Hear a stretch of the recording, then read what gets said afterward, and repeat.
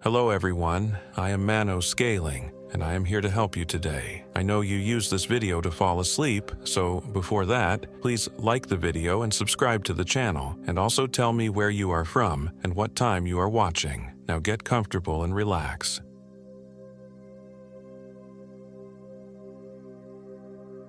My name is James Anderson, and I am 34 years old.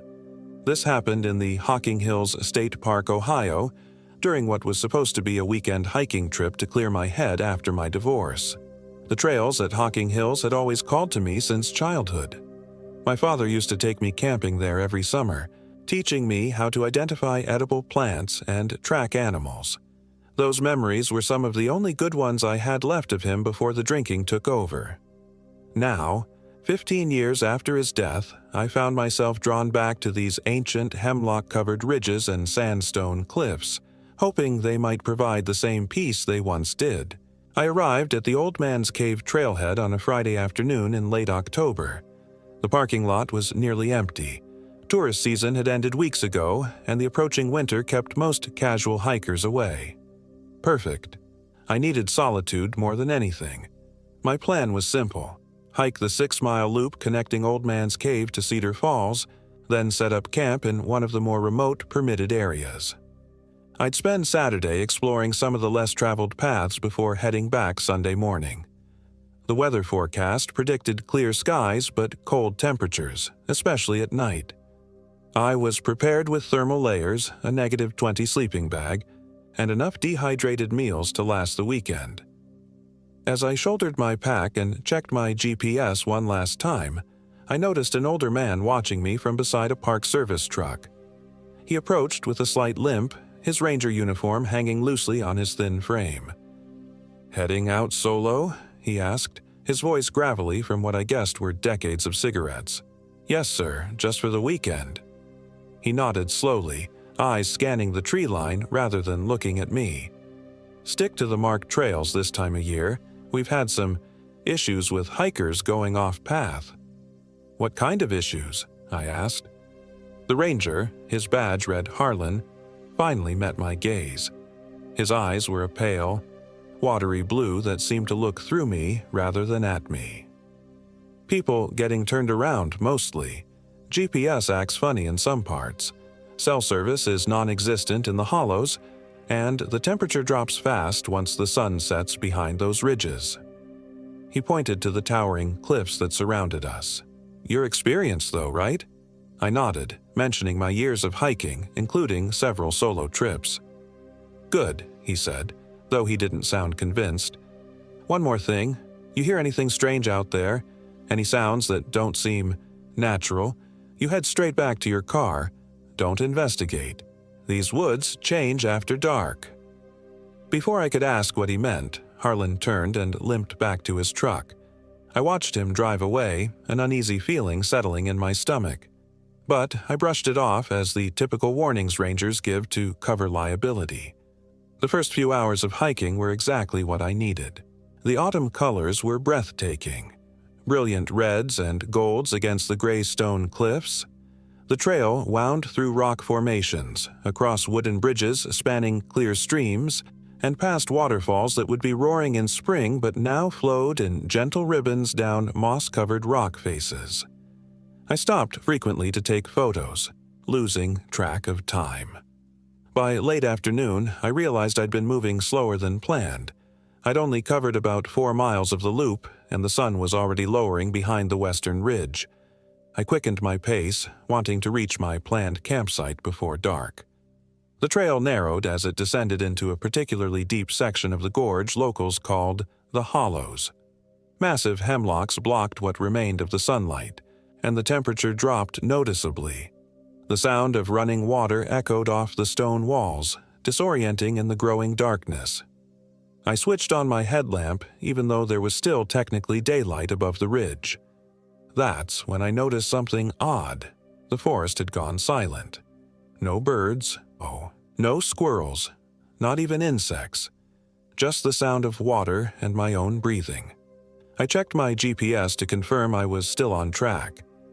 The screen flickered, then displayed a location nearly 2 miles from where I should have been. in a completely different section of the park. I tapped the screen, assuming it was glitching, but the marker remained fixed in the wrong location. Perfect, I muttered, pulling out my paper map and compass instead. According to these, I was exactly where I thought, about a half-mile from Cedar Falls. I'd continue using the physical map rather than rely on faulty electronics. 20 minutes later, I realized I had a more serious problem. The trail markers, which had been consistently placed and easy to follow until now, had disappeared. I backtracked to the last marker I remembered seeing, a blue blaze painted on a tree, but couldn't find the next one in the sequence. The path itself seemed to be fading, becoming indistinguishable from the surrounding forest floor. My watch showed 5:47 p.m. Sunset was officially at 6:23, but down in this gorge, true darkness would arrive much sooner. I needed to make a decision. Try to find my way to the original campsite, or set up camp here and sort things out in the morning. Safety won out. I found a relatively flat clearing beside a small stream, distant enough from the water to avoid any overnight flooding issues but close enough for convenience. As I set up my tent, I couldn't shake the feeling of being watched. Every few minutes I'd stop and scan the surrounding forest, my headlamp cutting through the gathering gloom, but saw nothing out of the ordinary. With the tent secured, I collected firewood and started a small fire. The flames struggled to catch initially, which was strange considering the wood seemed dry enough. When they finally took hold, the fire burned with an unusual bluish tinge around the edges. I attributed it to minerals in the soil or something in the wood itself, though I'd never seen anything like it before in all my years of camping. I heated water for my dehydrated pasta meal, ate quickly, and secured my food in a bear bag hung from a tree branch away from my campsite. Though black bears were rarely dangerous in Ohio, they were still present, and proper food storage was essential. By the time I crawled into my tent, full darkness had descended, thick and impenetrable. Even the stars were invisible through the dense canopy above. I set my headlamp beside my sleeping bag within easy reach and tried to relax. The day's hike had tired me out, and despite my unease about being off trail, I expected to fall asleep quickly. But sleep wouldn't come. The silence that had descended earlier persisted and seemed to grow heavier, more oppressive as the night deepened. There was something unnatural about it, as if the forest itself was holding its breath. Even the stream seemed to have quieted, its gentle babbling barely audible now. I must have eventually drifted off because I jolted awake sometime later to a sound that sent ice through my veins. A voice, singing softly, somewhere in the darkness outside my tent. The melody was simple, almost like a lullaby, but the words were unclear. Not quite English, yet somehow familiar. I fumbled for my phone to check the time. 2:17 a.m. My headlamp came next, its beam illuminating the thin walls of my tent from within. "Hello," I called out, trying to keep my voice steady. "Is someone there?" The singing stopped immediately. The silence that followed was worse somehow. I unzipped my sleeping bag and pulled on my boots, not bothering to lace them. Grabbing my knife from my pack, a 4-inch fixed blade that had belonged to my father, I slowly unzipped the tent door, just enough to peer out. My campfire had died to embers, casting a faint red glow that barely penetrated the darkness. I swept my headlamp in a slow arc, illuminating trees, rocks, the stream, all exactly as I'd left them. Nothing moved. Nothing made a sound. I was about to retreat into my tent, convincing myself I'd dreamed the singing, when my light caught something reflective at the forest's edge, a pair of eyes, about 4 feet off the ground, staring directly at me. My breath caught. The eyes didn't move, didn't blink, just watched. They reflected my light with an amber glow similar to a deer's, but the height and position were all wrong. Too high for most forest animals, too low for an adult human standing upright. "Who's there?" I called again, gripping my knife tighter. "I can see you." A soft laugh answered me, a child's laugh, followed by the sound of rapid movement through the underbrush. The eyes disappeared. My heart hammered in my chest. A child? Out here? In the middle of the night? It didn't make sense. There were no other campsites nearby, no cabins or facilities within miles. I briefly considered the possibility of runaways or lost hikers, but something told me this was different. I stepped fully out of the tent, my headlamp cutting through the darkness. "If you need help, I have food and water," I offered, though my instincts were screaming at me to get back inside, to zip up the tent as if its thin walls could provide any real protection. Silence answered me. I took a few tentative steps toward where I'd seen the eyes, scanning the ground for footprints or any sign of passage. The forest floor was covered in a thick carpet of leaves, making tracks difficult to spot, but near the base of a large oak tree, I found something that made me freeze. Scratched into the bark, fresh enough that bits of wood still clung to the cuts, was a crude symbol. A vertical line with 3 horizontal lines crossing through it, and above it, what looked like a misshapen star. I'd never seen anything like it before, but it triggered an instinctive revulsion. As I stared at the carving, trying to make sense of it, a whisper came from directly behind me. "James." I spun around, knife raised but saw nothing, just darkness beyond the reach of my light. How did they know my name? I hadn't told anyone, hadn't spoken to another soul since the ranger in the parking lot. I backed toward my tent, keeping my light moving, scanning for any movement. "I don't want any trouble," I said, hating the tremor in my voice, "but I will defend myself." Another laugh, this one from a different direction, deeper into the forest.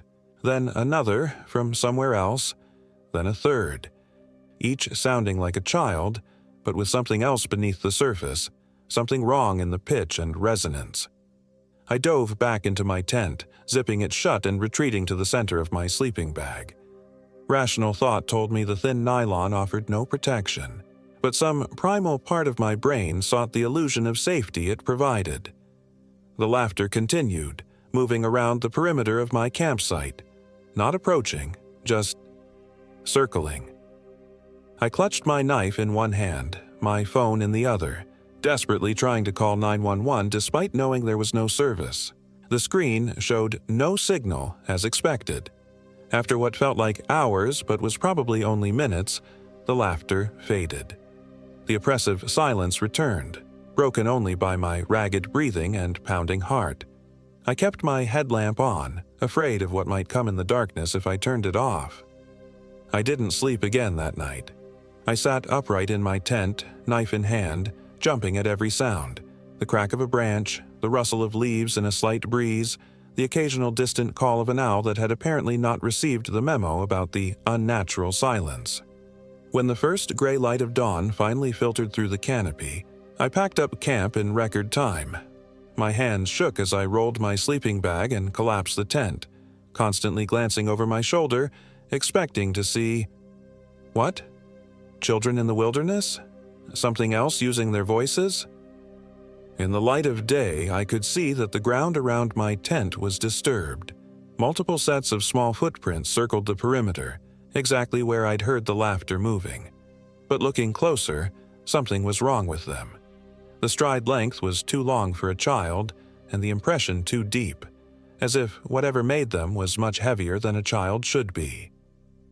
I shouldered my pack and consulted my paper map, determined to find my way back to the main trail and then to my car as quickly as possible. According to the map, if I followed the stream downhill, I should intersect with the Cedar Falls Trail within a mile or so. I set off, moving as quickly as the rough terrain would allow. The forest remained unnaturally quiet, though occasionally I'd catch movement in my peripheral vision. Nothing I could directly observe, just the sense that something was pacing me, keeping to the shadows between trees. After about 20 minutes of hiking, I noticed something hanging from a branch ahead. My bear bag, the one I'd hung last night to protect my food. Except I wasn't backtracking. I was moving downhill, following the stream away from my campsite. There was no way this could be my bear bag. I approached cautiously. It was identical to mine. Same blue waterproof sack, same yellow cord. Inside were dehydrated meal packets exactly like the ones I carried. A cold weight settled in my stomach. I checked my pack, unzipping the food compartment. My meals were still there. This was someone else's bag, someone using the same equipment as me, or something wanted me to think I was going in circles. I left the bag hanging and continued downhill with renewed urgency, no longer caring about noise or stealth, just wanting to find the main trail and other people.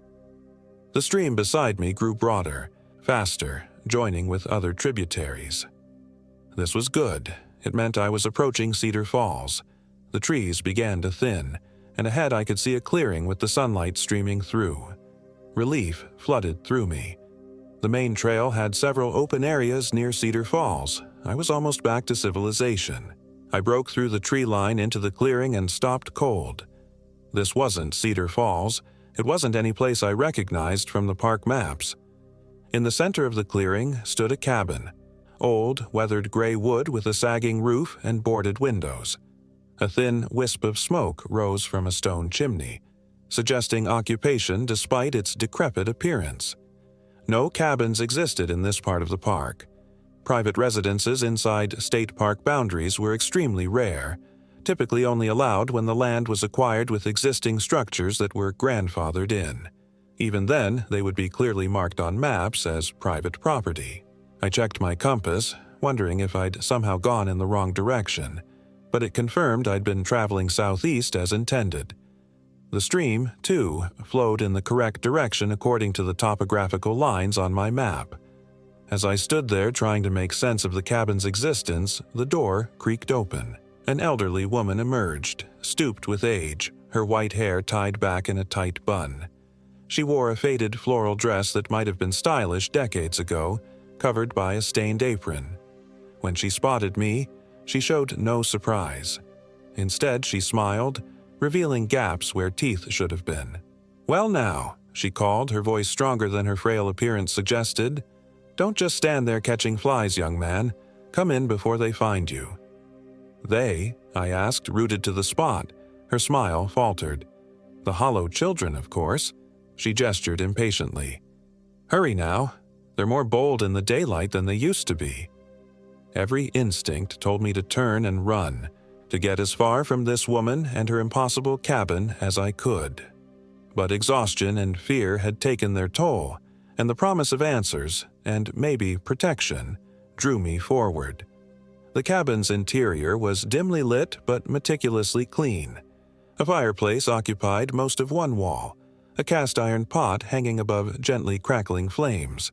The furniture was simple and old. A rocking chair, a rough-hewn table with 2 chairs, a narrow bed in the corner covered with a patchwork quilt. Bundles of dried herbs hung from the ceiling beams, filling the air with an earthy, bitter scent. "Sit," the old woman instructed, gesturing to one of the chairs. "You look about ready to collapse." I remained standing. "Who are you? This cabin isn't on any of the park maps." She cackled, the sound uncomfortably similar to what I'd heard in the forest the night before. "No, I expect it wouldn't be. They like to pretend I'm not here. Easier that way." She moved to the fireplace and stirred whatever was in the pot. "Name's Eliza Blackwood.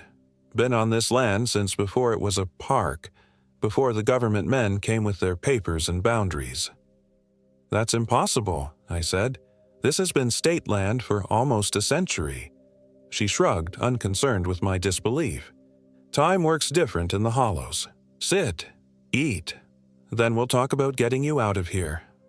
She ladled some kind of stew into a wooden bowl and placed it on the table. My stomach growled, reminding me I hadn't eaten since the previous evening. Despite my suspicion, the stew smelled incredible, rich and savory. I sat reluctantly and took a cautious spoonful.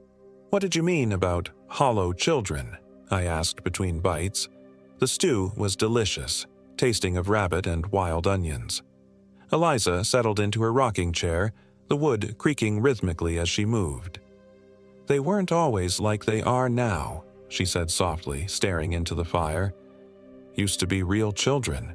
Back in 1931, that is, there was a camp not far from here, summer place for city kids, 8 of them wandered off one day with their counselor, a young man named Samuel Price. She fell silent for a moment, lost in memory. I waited, the stew forgotten. They found the counselor 3 days later, she finally continued, or what was left of him. The children were never found. Some folks said wild animals got them. Others blamed the caves. Easy for small ones to slip into crevices adults can't follow. But the old families, we knew better. Knew what? I prompted when she didn't continue. Her pale eyes fixed on me, suddenly sharp and clear. These hills were settled long before your history books tell. People came here with old knowledge, old ways. Some dug into the earth for coal and iron. Others dug for darker things. She leaned forward. There's a place, deep in the hollows, where the rock thin, where what's on the other side can seep through. I set down my spoon, appetite gone. What does this have to do with what I heard last night? The children's voices? They were taken, Eliza said simply. Something came through and took them, hollowed them out, and now it wears them like suits, uses their voices to lure others. They're bound to the hollows, can't leave its boundaries, but within it. She drew a gnarled finger across her throat. I wanted to dismiss her words as the ramblings of an isolated old woman, folklore and superstition mixed with actual tragic events from the past. But the eyes I'd seen, the laughter that circled my tent, the footprints that were wrong, it all aligned too neatly with her story. "How do you survive here?" I asked. She smiled grimly. "I know the rules. Don't answer when they call. Mark your doorway with the elder sign." She pointed to a symbol carved into the doorframe, the same vertical line with 3 crosses I'd seen on the tree. And most important, never follow the blue lights. Blue lights? Like foxfire, but colder. They appear at night, moving between the trees. People think they're lanterns from other hikers, or sometimes they look like the trail markers. Follow them, and you'll never find your way out. I thought of the strange blue tinge to my campfire the night before. Had that been a warning I'd failed to recognize? "How do I get out of here?" I asked. "The trails are wrong. My GPS doesn't work." "There's a way," she said slowly, "but you won't like it. The hollows loops back on itself. It's why people get lost. The only way out is through the center." "Through the center? What does that mean?" "The cave system," she said. "Locals call it Devil's Throat. There's an entrance about a half-mile northwest of here. Follow it deep enough and you'll come out near the visitor center." She stood and moved to a crude shelf, retrieving a hand-drawn map which she spread on the table. The map showed features I recognized from the official park maps: Old Man's Cave, Cedar Falls, but also marked areas I'd never seen documented. Screaming Stone, Witch's Fingers, and most prominently, Devil's Throat. "This will take you there," she said, tracing a path with her finger. "But you have to be gone before sundown. The Hollow children won't enter my cabin, but they're patient. If you're still here when night falls—" She didn't finish the sentence. I studied the map, memorizing the route. According to Eliza, I'd need to follow a deer path from behind her cabin until I reached a distinctive rock formation shaped like a hand reaching from the earth. Witch's Fingers. From there, I'd head due west until finding the cave entrance. "How do I know I can trust you?" I asked, folding the map and placing it in my pocket. Eliza's expression was unreadable. "You don't, but you're going to die if you stay in the hollows after dark again. They rarely let someone escape a second night." I checked my watch, just past 10 a.m. Plenty of daylight left, assuming I could find this cave quickly. "One last thing," Eliza said as I shouldered my pack. From around her neck, she removed a small leather pouch on a cord and handed it to me. "Iron filings, graveyard dirt, and salt. Won't stop them, but it'll slow them down if they get too close." I took the pouch, the weight of it oddly reassuring despite my skepticism. "Thank you for your help." She nodded once. "Don't thank me yet. And James?" Her use of my name sent a chill through me. If you make it out, tell them Eliza Blackwood is still waiting for someone to remember their promise." I left the cabin with more questions than answers and a growing sense that I'd stepped into something far beyond my understanding. The deer path was exactly where Eliza had indicated, barely visible amongst the underbrush but present if you knew to look for it. As I followed the narrow trail, I kept vigilant for any sign of movement or sound. The forest remained eerily quiet, though occasionally I'd catch a flicker of movement just at the edge of my vision, never anything I could focus on directly. After about 20 minutes of hiking, I spotted the rock formation Eliza had called Witch's Fingers, 5 stone columns rising from the ground like digits of a massive hand partially buried beneath the earth. The formation wasn't natural, though weathered by time, tool marks were still visible in the gray stone. Someone, long ago, had carved these columns for some unknown purpose. From there, I turned west as instructed. The terrain became increasingly difficult. Steep inclines, fallen trees, and in some places the ground itself seemed unstable, giving way slightly beneath my weight before firming up again. It was as if the earth itself was breathing.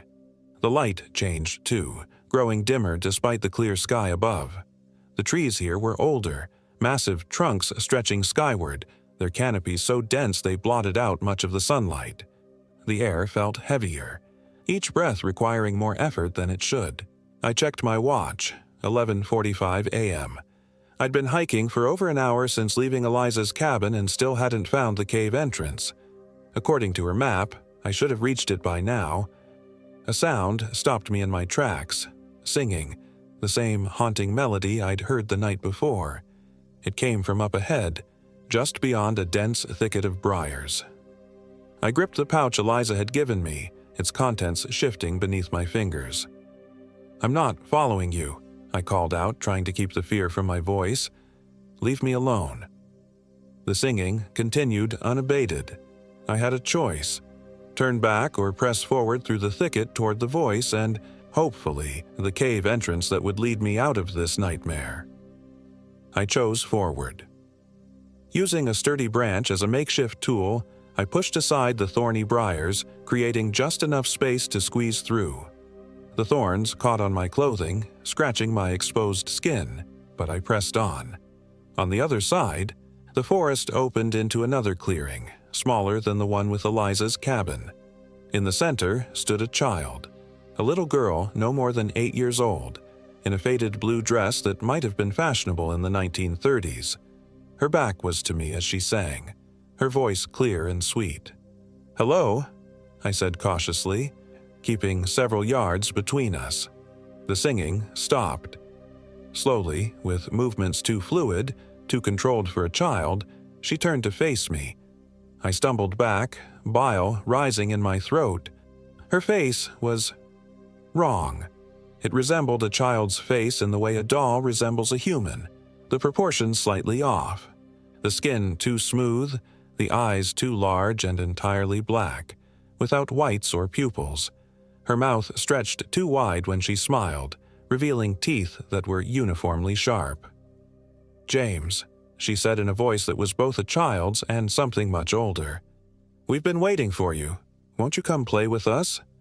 Behind her, I now saw what I'd been searching for: the entrance to a cave, a dark gash in the rock face partially hidden by hanging vines.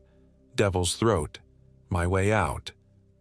"I need to go home," I said, edging sideways, trying to circle around to reach the cave without getting closer to the thing that looked like a little girl. She cocked her head at an impossible angle, her neck bending nearly 90 degrees. "But we're so lonely, James. The old woman won't play with us anymore, and it's been so long since we had a new friend." As she spoke, I noticed movement at the edges of the clearing, more children emerging from between the trees. Each looked as wrong as the first: limbs too long or too short, movements too fluid or too jerky, faces almost but not quite human. All wore clothing from a bygone era, now dirty and torn. "I'm not your friend," I said, continuing to edge toward the cave entrance. My hand clutched Eliza's pouch so tightly my knuckles ached. "Let me pass." The first child, The girl in the blue dress frowned, an expression that transformed her face into something even less human. "You'll come back to us eventually. No one leaves the hollows forever." She took a step toward me. "But we can make it hurt less if you come willingly." I didn't wait to hear more. I sprinted for the cave entrance, tearing the pouch open as I ran. Behind me came sounds no child should make. High-pitched wails mixed with deeper growls and the cracking of bones as if their bodies were reforming with each movement. I scattered the pouch's contents in my wake, a trail of dark powder that momentarily flared with blue sparks when it hit the ground. The inhuman shrieking intensified, but the pursuing footsteps faltered. I reached the cave entrance and plunged into the darkness, fumbling for my headlamp. Behind me, the hollow children gathered at the threshold, their unnatural eyes gleaming in the shadows. They paced back and forth but didn't enter. "The darkness here isn't ours," the girl in the blue dress said, her voice echoing in the cave. "But what waits below is so much older, so much hungrier than we are." Her too wide smile returned. "We'll be here when you come back up, James. No one crosses Devil's Throat unchanged." I switched on my headlamp and turned away from them, following the narrow passage as it descended into the earth. The children's voices faded behind me, replaced by the sound of dripping water and my own labored breathing. The cave was a natural formation but showed signs of human presence. Old wooden support beams in some sections, crude stairs carved into steep descents, even the occasional remnant of torches mounted on the walls. This had once been a traveled path, though clearly abandoned for many years. The air grew colder as I descended deeper, heavy with moisture and the smell of wet stone. My headlamp illuminated fantastic formations, stalactites and stalagmites that had formed over thousands of years, flowstone cascading like frozen waterfalls, delicate crystal structures that sparkled in the beam of light. Under different circumstances, I would have been awestruck by the beauty. Now, I focused solely on moving forward, on finding the exit Eliza had promised existed. The passage narrowed in places, forcing me to turn sideways and shuffle through tight squeezes, my pack scraping against the rock walls. In other sections, it opened into vast chambers where my light couldn't reach the ceiling, creating the unnerving impression of being in an underground cathedral dedicated to forgotten gods. I lost track of time as I made my way through the labyrinth. My watch had stopped working, the hands frozen at 12:17. The only measure of my progress was the steadily increasing strain in my muscles and the dwindling supply of water in my pack. After what felt like hours, I reached a junction where the passage split into 3 separate tunnels. Eliza's crude map hadn't mentioned this. I had no way of knowing which path led out and which might take me deeper into the earth, possibly to dead ends from which I'd never escape. I sat on a flat rock, trying to decide. The sound of water drew my attention to the leftmost tunnel, a steady rushing that suggested a stream or a small river. Water often carved paths to the outside. Following it might lead me out. It was a tenuous hope, but better than random choice. As I stood to continue my journey, a flicker of blue light caught my eye, a small dancing flame hovering near the entrance to the middle passage. It pulsed gently, almost beckoning. Eliza's warning echoed in my mind. Never follow the blue lights. I turned resolutely toward the left passage, following the sound of water. Behind me, the blue flame flared brighter for a moment before disappearing with what sounded almost like a sigh of disappointment. The left tunnel descended gradually, the ceiling lowering until I had to stoop to avoid hitting my head. The sound of water grew louder, and soon I was walking alongside a small underground stream that had carved a channel in the cave floor. The air grew warmer and more humid, a good sign.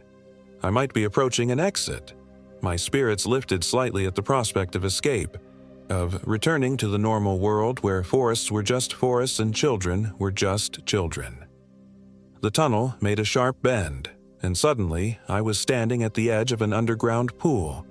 The stream emptied into it, and on the far side, the water disappeared into another passage too small for me to follow.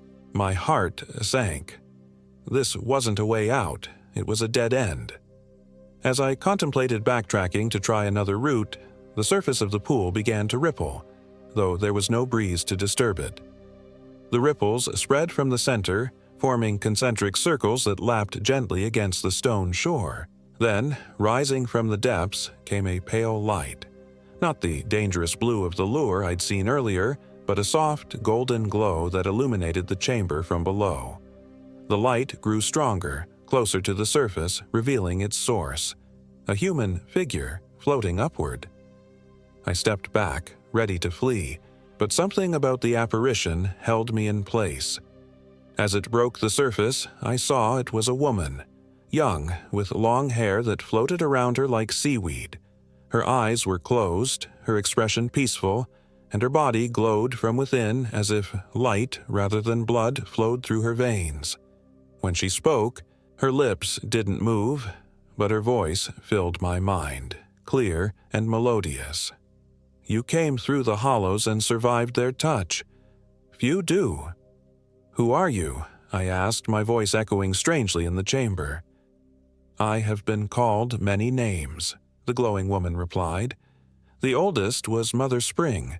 The waters of this place are mine, flowing from depths where even the hollow ones fear to tread. I remembered Eliza's words about the rock being thin in places, about things seeping through from the other side. Was this such a being? Something ancient that predated human presence in these hills? I'm trying to find my way out, I said. Back to the park, to normal life. The woman's eyes remained closed, but I felt her attention on me nonetheless. Normal, she repeated, as if tasting an unfamiliar word. What you seek is above. Follow the current back, against its flow, to where water meets air. The stream? I asked, confused. But it only leads back the way I came.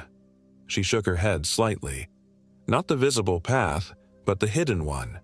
Water finds its way through stone, given time. So too can you. She raised an arm, pointing to what appeared to be a solid rock wall beside the pool. There. I approached the wall cautiously. At first glance, it seemed no different from any other part of the cave. Solid limestone, wet with condensation. But looking closer, I noticed a thin seam, almost invisible unless you knew to look for it. Why are you helping me? I asked, turning back to the glowing woman. A faint smile curved her lips. The hollow ones take too freely from my forest. Their hunger grows. Their boundaries weaken. Soon they will reach the springs, and that cannot be allowed. Her form began to sink back into the water. Tell them, James Anderson. Tell them the old bargain is broken. The borders must be renewed, or what waits below will rise. Before I could ask what she meant, she disappeared beneath the dark surface, taking her golden light with her. The chamber plunged back into darkness, illuminated only by my headlamp. I turned my attention to the wall she had indicated. Pressing against it, I felt a slight give. I pushed harder, and a section of rock pivoted inward, revealing a narrow passage beyond. Cool, fresh air washed over me. Air from the outside world. I squeezed through the opening into a tunnel that gradually sloped upward. Unlike the rest of the cave system, this passage seemed partly man-made, with smooth sections where tools had clearly been used to widen the natural opening. The tunnel twisted and turned, but always led upward. My legs burned with the effort of climbing, but the promise of escape drove me forward. After what felt like an eternity, I spotted a patch of daylight ahead, a small opening partially obscured by vegetation. I scrambled toward it, pushing aside tangled vines and roots that had grown across the exit. With one final effort, I pulled myself through the opening and collapsed onto soft grass, gulping in the fresh air. I was out. I lay there for several minutes, simply breathing, feeling the late afternoon sun on my face. When I finally sat up and took stock of my surroundings, I realized I was in a small gully not far from the visitor center parking lot. I could see cars gleaming in the sunlight less than 100 yards away, hear the distant voices of tourists. Normal, everyday sounds that had never seemed so beautiful. I staggered to my feet and made my way toward the parking lot. A family picnicking at one of the tables stared as I emerged from the tree line. Dirty, scratched, and wild-eyed. I must have looked like a madman. "Are you okay?" a park ranger called, hurrying over from where he'd been talking to visitors near the center entrance. Not Harlan, but a younger man whose name tag read Collins. "I got lost," I said, my voice hoarse. "Spent the night in the woods." Ranger Collins nodded sympathetically, though I could see the wariness in his eyes. "Let's get you inside, get you some water. We can file a report." As he led me toward the visitor center, I glanced back at the forest edge. For a moment, I thought I saw a small figure watching from between the trees, a little girl in a faded blue dress. But when I blinked, there was nothing there. Inside the climate-controlled building, surrounded by cheerful displays about local wildlife and geology, the events of the past 24 hours seemed increasingly unreal. Had I actually encountered impossible children with black eyes? Spoken to a woman who glowed from within? Or had exhaustion and isolation played tricks on my mind? The ranger brought me water and a first aid kit for my scratches, then began taking down my information for the report. "We've had 3 search and rescue operations in the past month," he said conversationally as he wrote. "People going off trail despite the warnings." "The warnings about the hollows?" I asked. His pen paused. "Where did you hear that name?" "From an old woman who lives out there, Eliza Blackwood." The color drained from Colin's face. "That's not funny, sir." "I'm not joking. I met her. She helped me find my way out through a cave system she called Devil's Throat." Colin set down his pen and leaned in, lowering his voice. "There is no Eliza Blackwood living in the park. There used to be a family by that name in these parts, but they've been gone for generations." He hesitated, then added, "The last known Blackwood was Elizabeth, who disappeared in 1943. They found her cabin empty, no sign of struggle. Local legend says she knew too much about the disappearances in 31, the camp children." A chill ran through me despite the building's warmth. "She told me to tell someone she's still waiting for them to remember their promise." Colin stared at me for a long moment, then picked up his radio. "I need to call the chief ranger." While he stepped away to make his call, I noticed a faded photograph hanging on the wall among the historical displays. It showed a group of serious-faced men in early Park Service uniforms standing in front of a newly constructed visitor center, much smaller than the current one. The plaque beneath it read, "Hocking Hills State Park Founding Rangers, 1933." And there, in the center of the group, was a face I recognized, younger, with dark hair instead of gray, but unmistakably Ranger Harlan, the man who had warned me at the trailhead. According to the names listed, his full name was Harlan Blackwood. When Collins returned with the chief ranger, a stern-faced woman in her 50s named Martinez, I pointed out the photograph. "That man warned me before I started hiking yesterday. He was driving a Park Service truck." They exchanged glances. "Sir," Martinez said carefully, "there's no ranger named Harlan on our staff. There hasn't been since the 1970s. But I spoke to him, right in the parking lot." Martinez's expression softened slightly. "Mr. Anderson, people who've been lost in these woods sometimes experience confusion. The mind plays tricks when you're dehydrated, scared, sleep-deprived." I knew what it sounded like. Hallucinations, paranoia, a traumatic response to being lost. Maybe that's all it was. The rational part of my brain certainly wanted to believe that explanation. But I remembered the hollow children circling my tent, the symbol carved into the tree, the way my GPS had malfunctioned, and, most of all, the glowing woman's warning. The old bargain is broken. The borders must be renewed. While Martinez called someone to drive me to my car at the Old Man's Cave trailhead, I excused myself to use the restroom. Instead, I slipped into the small research room adjacent to the main exhibit hall, a space filled with local history books and archaeological reports about the park. I had only a few minutes before they'd come looking for me. I scanned the shelves quickly, pulling out anything that mentioned local folklore, disappearances, or the history of park management. In a thin volume titled Folklore of the Hocking Hills, I found a brief mention of hollow children, described as a local superstition about the ghosts of lost children who lured travelers off paths. Another book referenced blue lantern lights seen in the deep woods, attributed to swamp gas or phosphorescent fungi, but traditionally believed to be spirits of the dead. But it was a sealed archival folder labeled Restricted, Staff Only that caught my attention. It had been left out on the reading table, perhaps by a ranger researching park history.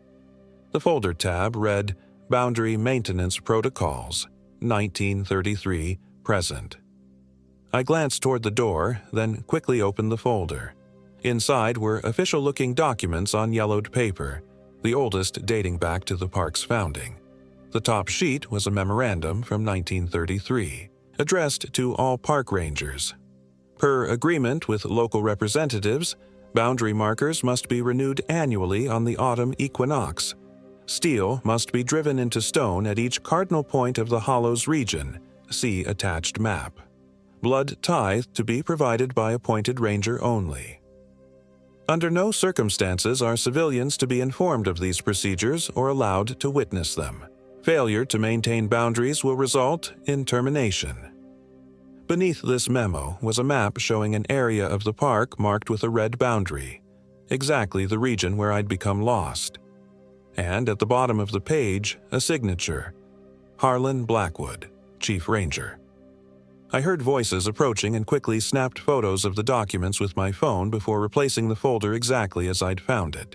When Rangers Martinez and Collins appeared in the doorway, I was innocently browsing a book about local bird species.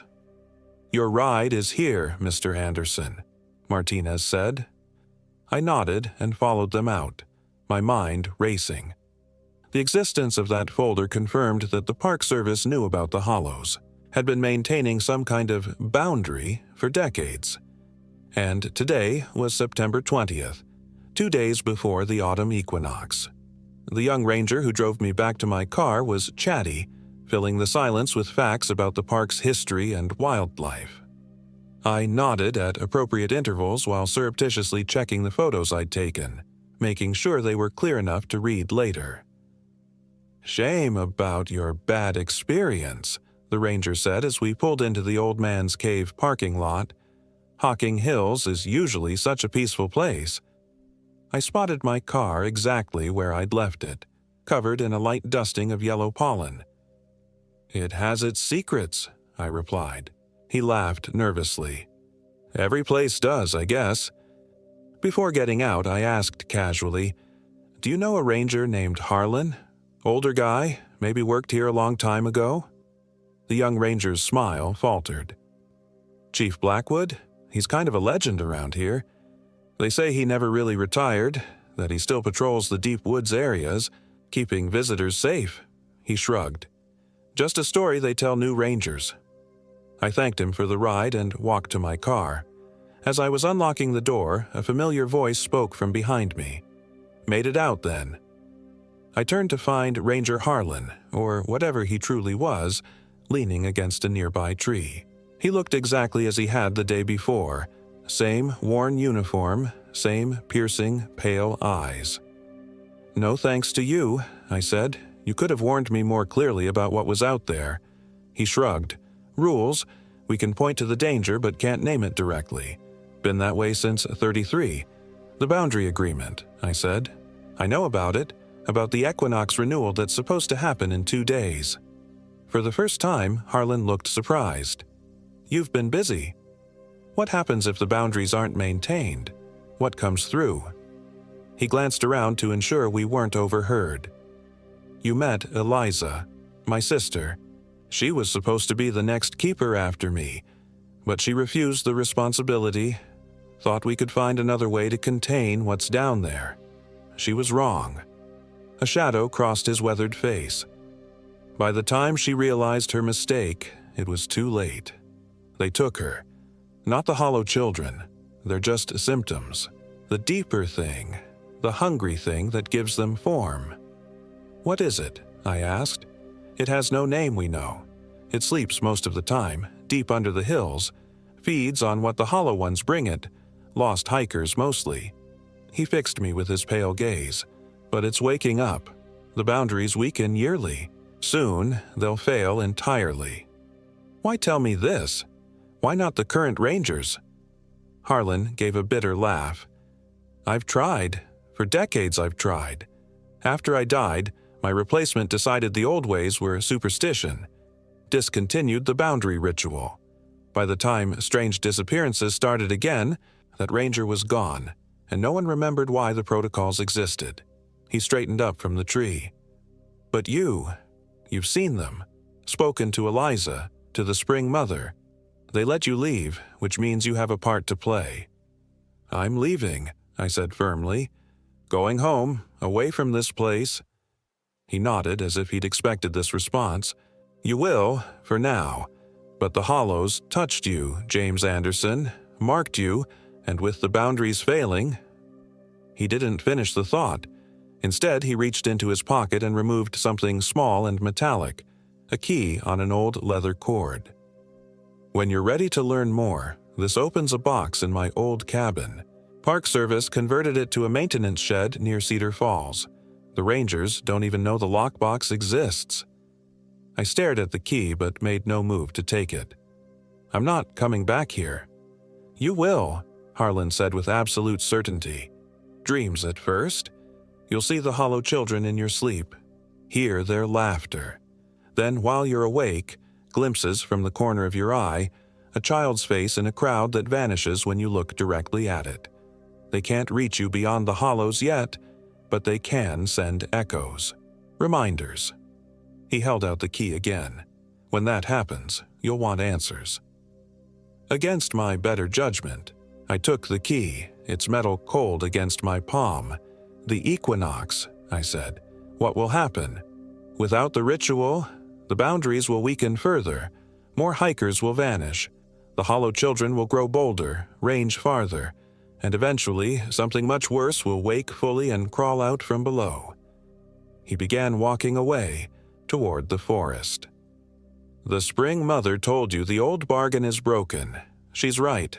A new one must be made, and soon." "Wait," I called after him. "What am I supposed to do?" He paused at the tree line, already seeming less substantial, like a photograph fading in strong light. "Save my sister if you can. Save yourself. Maybe save us all." And then he was gone, the space between the trees empty as if he'd never been there. I drove home in a daze, the key hanging around my neck beneath my shirt, its weight a constant reminder of what I'd experienced. I told myself I would research what had happened, find rational explanations. Perhaps I'd contact an anthropologist about the folklore, a geologist about the cave systems, someone who could make sense of it all without resorting to hollow children and ancient entities beneath the hills. That was 3 days ago. The autumn equinox came and went. Last night, I woke at exactly 3:17 a.m. to the sound of children singing outside my apartment window, a familiar, haunting melody. When I lurched to the window, the street below was empty, but a child's handprint was pressed against the glass from the outside. I live on the 7th floor. An hour ago, my phone rang. The caller ID showed an impossible number, all zeros. When I answered, I heard Eliza Blackwood's voice, distant and distorted as if coming from deep underground. "The borders are down, James. They're coming through. You need to come back. Bring the key." The call ended with the sound of children laughing. Outside my window now, as I finish writing this, a blue light hovers in the darkness. It pulses gently, beckoning. And despite everything, despite knowing better, I feel an overwhelming urge to follow it. I've packed my hiking gear again, added iron nails and salt to my supplies. The key hangs heavy around my neck. I'm going back to the Hollows, to find Eliza, to learn about the bargain that keeps ancient horrors at bay, to face the hollow children again. If you're reading this and I don't return, stay away from Hocking Hills after dark. Don't follow the blue lights.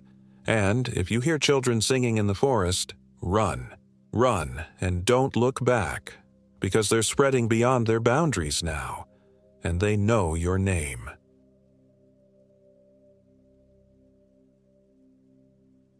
My name is Laura Adams, and I am 32 years old. This happened in Shawnee State Forest, Ohio, last fall. What was supposed to be a healing weekend trip turned into the most horrifying experience of my life. The divorce had been finalized just 3 weeks earlier. 6 years of marriage to a man I thought I knew. Gone in a signature. Everyone kept telling me I needed me time, whatever that meant. My therapist, Dr. Chen, suggested I reconnect with nature, claiming it had restorative properties for trauma healing. When my friend Megan offered her family's cabin near Shawnee State Forest, it seemed like the universe was giving me a sign. "You'll love it," Megan had promised, her voice brimming with the forced enthusiasm people use when they're worried about you. Total isolation. No cell reception once you're deep enough. Just you and your thoughts. That was precisely what I was afraid of. Just me and my thoughts. The cabin was located on the eastern edge of what locals called the Little Smokies of Ohio. 63,000 acres of rugged forest with deep valleys and hidden ravines.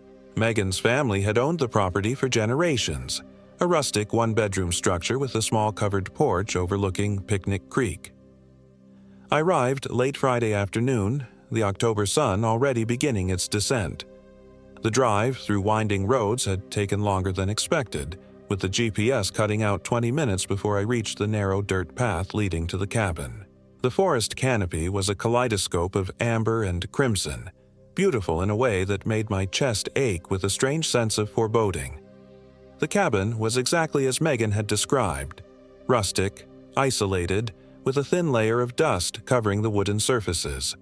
It smelled of pine and something else, something earthy and old. I placed my overnight bag on the worn patchwork quilt covering the bed and went about opening windows to let in fresh air. The chill immediately crept in, carrying the scent of decaying leaves and distant wood smoke. I unpacked my groceries, enough for 3 days, and began preparing a simple dinner of pasta and jarred sauce. As water boiled on the ancient gas stove, I explored the single-room cabin. A stone fireplace dominated one wall, with 2 worn armchairs facing it. Bookshelves lined another wall, filled with paperbacks and field guides for local flora and fauna. The bathroom was little more than a closet with a toilet, sink, and narrow shower stall. Everything was functional but dated, like stepping back 30 years in time. As darkness fell, I felt the first tendrils of anxiety wrapping around my chest. The woods outside seemed to grow denser, pressing against the windows. The light from my single lamp created more shadows than illumination. I hurried to light the fireplace using the stacked wood beside it. "You're being ridiculous," I told myself, my voice sounding unnaturally loud in the silence. "This is exactly what you need." I forced myself to eat dinner and then curled up with one of the paperbacks from the shelf, a murder mystery that failed to hold my attention. The wind had picked up, sighing through the trees and occasionally gusting against the cabin with enough force to make the structure creak. Each sound made me jolt, my nerves frayed from months of stress.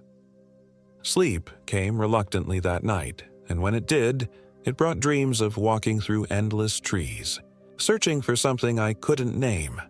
I woke to pale sunlight filtering through dusty curtains. The anxiety of the previous night seemed absurd in the brightness of morning. After breakfast, I decided to follow Megan's suggestion to hike to Buzzard's Roost, supposedly offering spectacular views of the forest. I packed a small bag with water, trail mix, and a first aid kit. I'd never been an avid hiker, but the trail was marked as moderate, challenging enough to occupy my mind without being dangerous. The entrance to the trail was about a quarter mile from the cabin, marked by a weathered wooden sign. The path started easily enough, winding gently through sun-dappled woods. The air was crisp, carrying the scent of pine and rich soil. For the first time in months, I felt the knot in my chest loosen slightly. An hour into the hike, the trail began to steepen, requiring more effort. Sweat beaded on my forehead despite the cool temperature. The forest had grown denser, the foliage overhead blocking much of the sunlight. I paused to catch my breath, taking a long drink from my water bottle. That's when I noticed how quiet it had become. The birds that had been chattering earlier had fallen silent. No rustling of small animals in the underbrush, just a heavy, waiting silence. "Hello," I called, immediately feeling foolish. Who was I expecting to answer in the middle of the forest? But someone did. "Hello." The voice came from behind me, so close I could feel breath on my neck. I spun around, heart hammering against my ribs. There was no one there, just trees and shadows and silence. "Who's there?" My voice cracked. No answer, just the soft sighing of wind through leaves. I told myself it was my imagination, stress-induced auditory hallucination. Dr. Chen had warned me about heightened anxiety after trauma. I took several deep breaths and continued hiking. But now, every shadow seemed to move in my peripheral vision. Every crack of a twig made me jump. By the time I reached Buzzard's Roost, my nerves were raw. The view, however, momentarily made me forget my fear. From the rocky outcropping, I could see valleys and ridges stretching to the horizon, a patchwork of autumn colors. I sat on a flat boulder, letting the sun warm my face as I ate my trail mix. As I gazed at the landscape, a movement caught my eye in the valley below. A figure was moving through the trees, too far away to make out clearly, but definitely human. The person seemed to be looking up, right at me. I raised my hand in a tentative wave, but the figure remained motionless. Then, with unnatural speed, it darted between trees and disappeared. My mouth went dry. No one could move that fast through dense forest. I packed up quickly, suddenly desperate to return to the cabin. The descent should have been faster than the climb, but twice I found myself on unfamiliar sections of trail. Each time I had to backtrack to find the proper path, marked by blue blazes on trees. The third time I got turned around, panic began to set in. The sun was lower now, the shadows longer and darker. "You're just confused," I muttered to myself. "Follow the blazes." But when I looked for the blue markings, I found something else instead.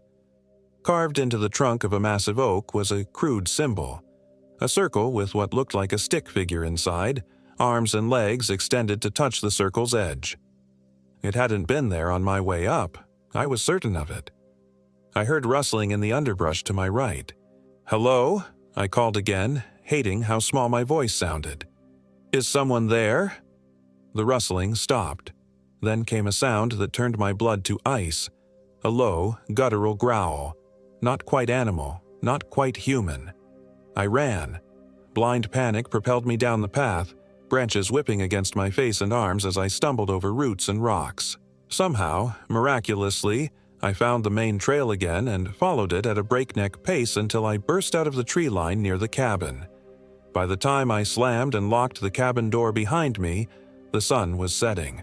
My hands trembled so badly I could barely turn on the lights.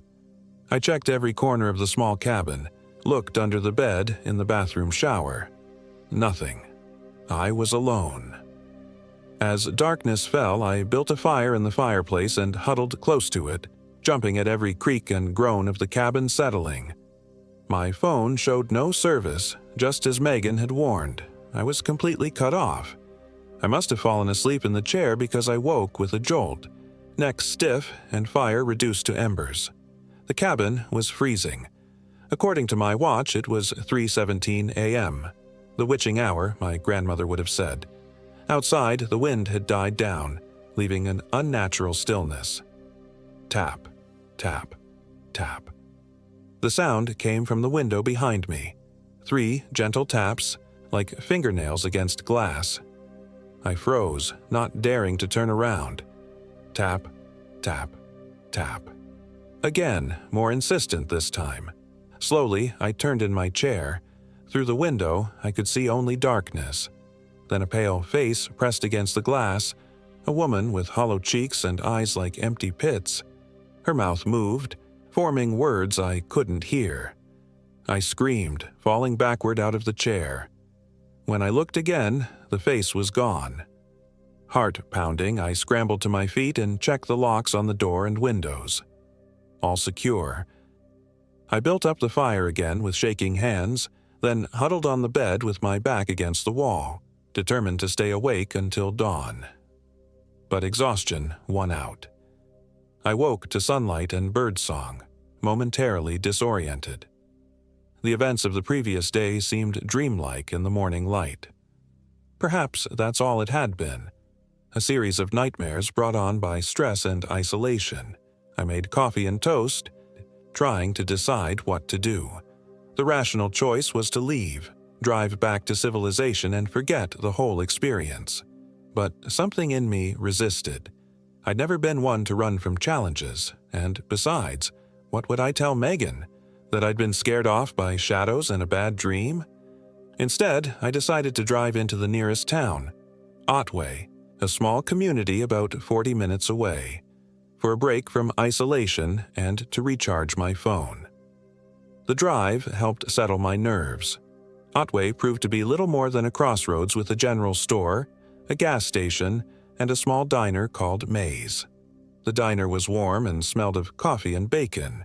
An older waitress with Darlene on her name tag showed me to a booth by the window. As I waited for my food, I overheard two older men at the counter talking. "Found another one yesterday, same as the Harrison boy," one was saying, his voice low. "Where?" asked his companion. "Near Picnic Creek, all carved up with them symbols." My blood ran cold. Picnic Creek, that was where the cabin was located. When Darlene brought my food, I asked her about it as casually as I could manage. "I'm staying near Picnic Creek. Overheard something about incidents there." Darlene's friendly demeanor flickered. "Where exactly you staying, honey?" "A cabin owned by the Wilson family." Recognition dawned in her eyes. "Megan Wilson's place? You a friend of hers?" I nodded. Darlene glanced around the diner, then leaned closer. "Might not be my place to say, but you be careful out there. We've had some problems lately." "What kind of problems?" She hesitated. 3 hikers gone missing since August. One turned up 2 weeks ago, not right in the head, talking nonsense about a woman in the woods. Carved symbols all over his chest. Did it to himself with a hunting knife. "What did the symbols look like?" I asked, thinking of the carving I'd seen on the tree. "Circle with a figure inside, arms and legs spread out. Old symbol, that, from before settlers came." She straightened up, clearly uncomfortable. "Probably just some kids messing around, playing pranks. But still, you should stick close to the cabin, especially after dark." I thanked her for the advice, paid for my meal, and left, my appetite gone. On the drive back, I debated calling Megan but decided against it. What would I say? That I'd been spooked by local gossip? As I approached the turnoff to the cabin, a police cruiser sat idling by the side of the road. I pulled up alongside it, and the officer, a middle-aged man with Callahan on his badge, rolled down his window. "Everything all right, officer?" I asked. He studied me. "You staying around here, ma'am?"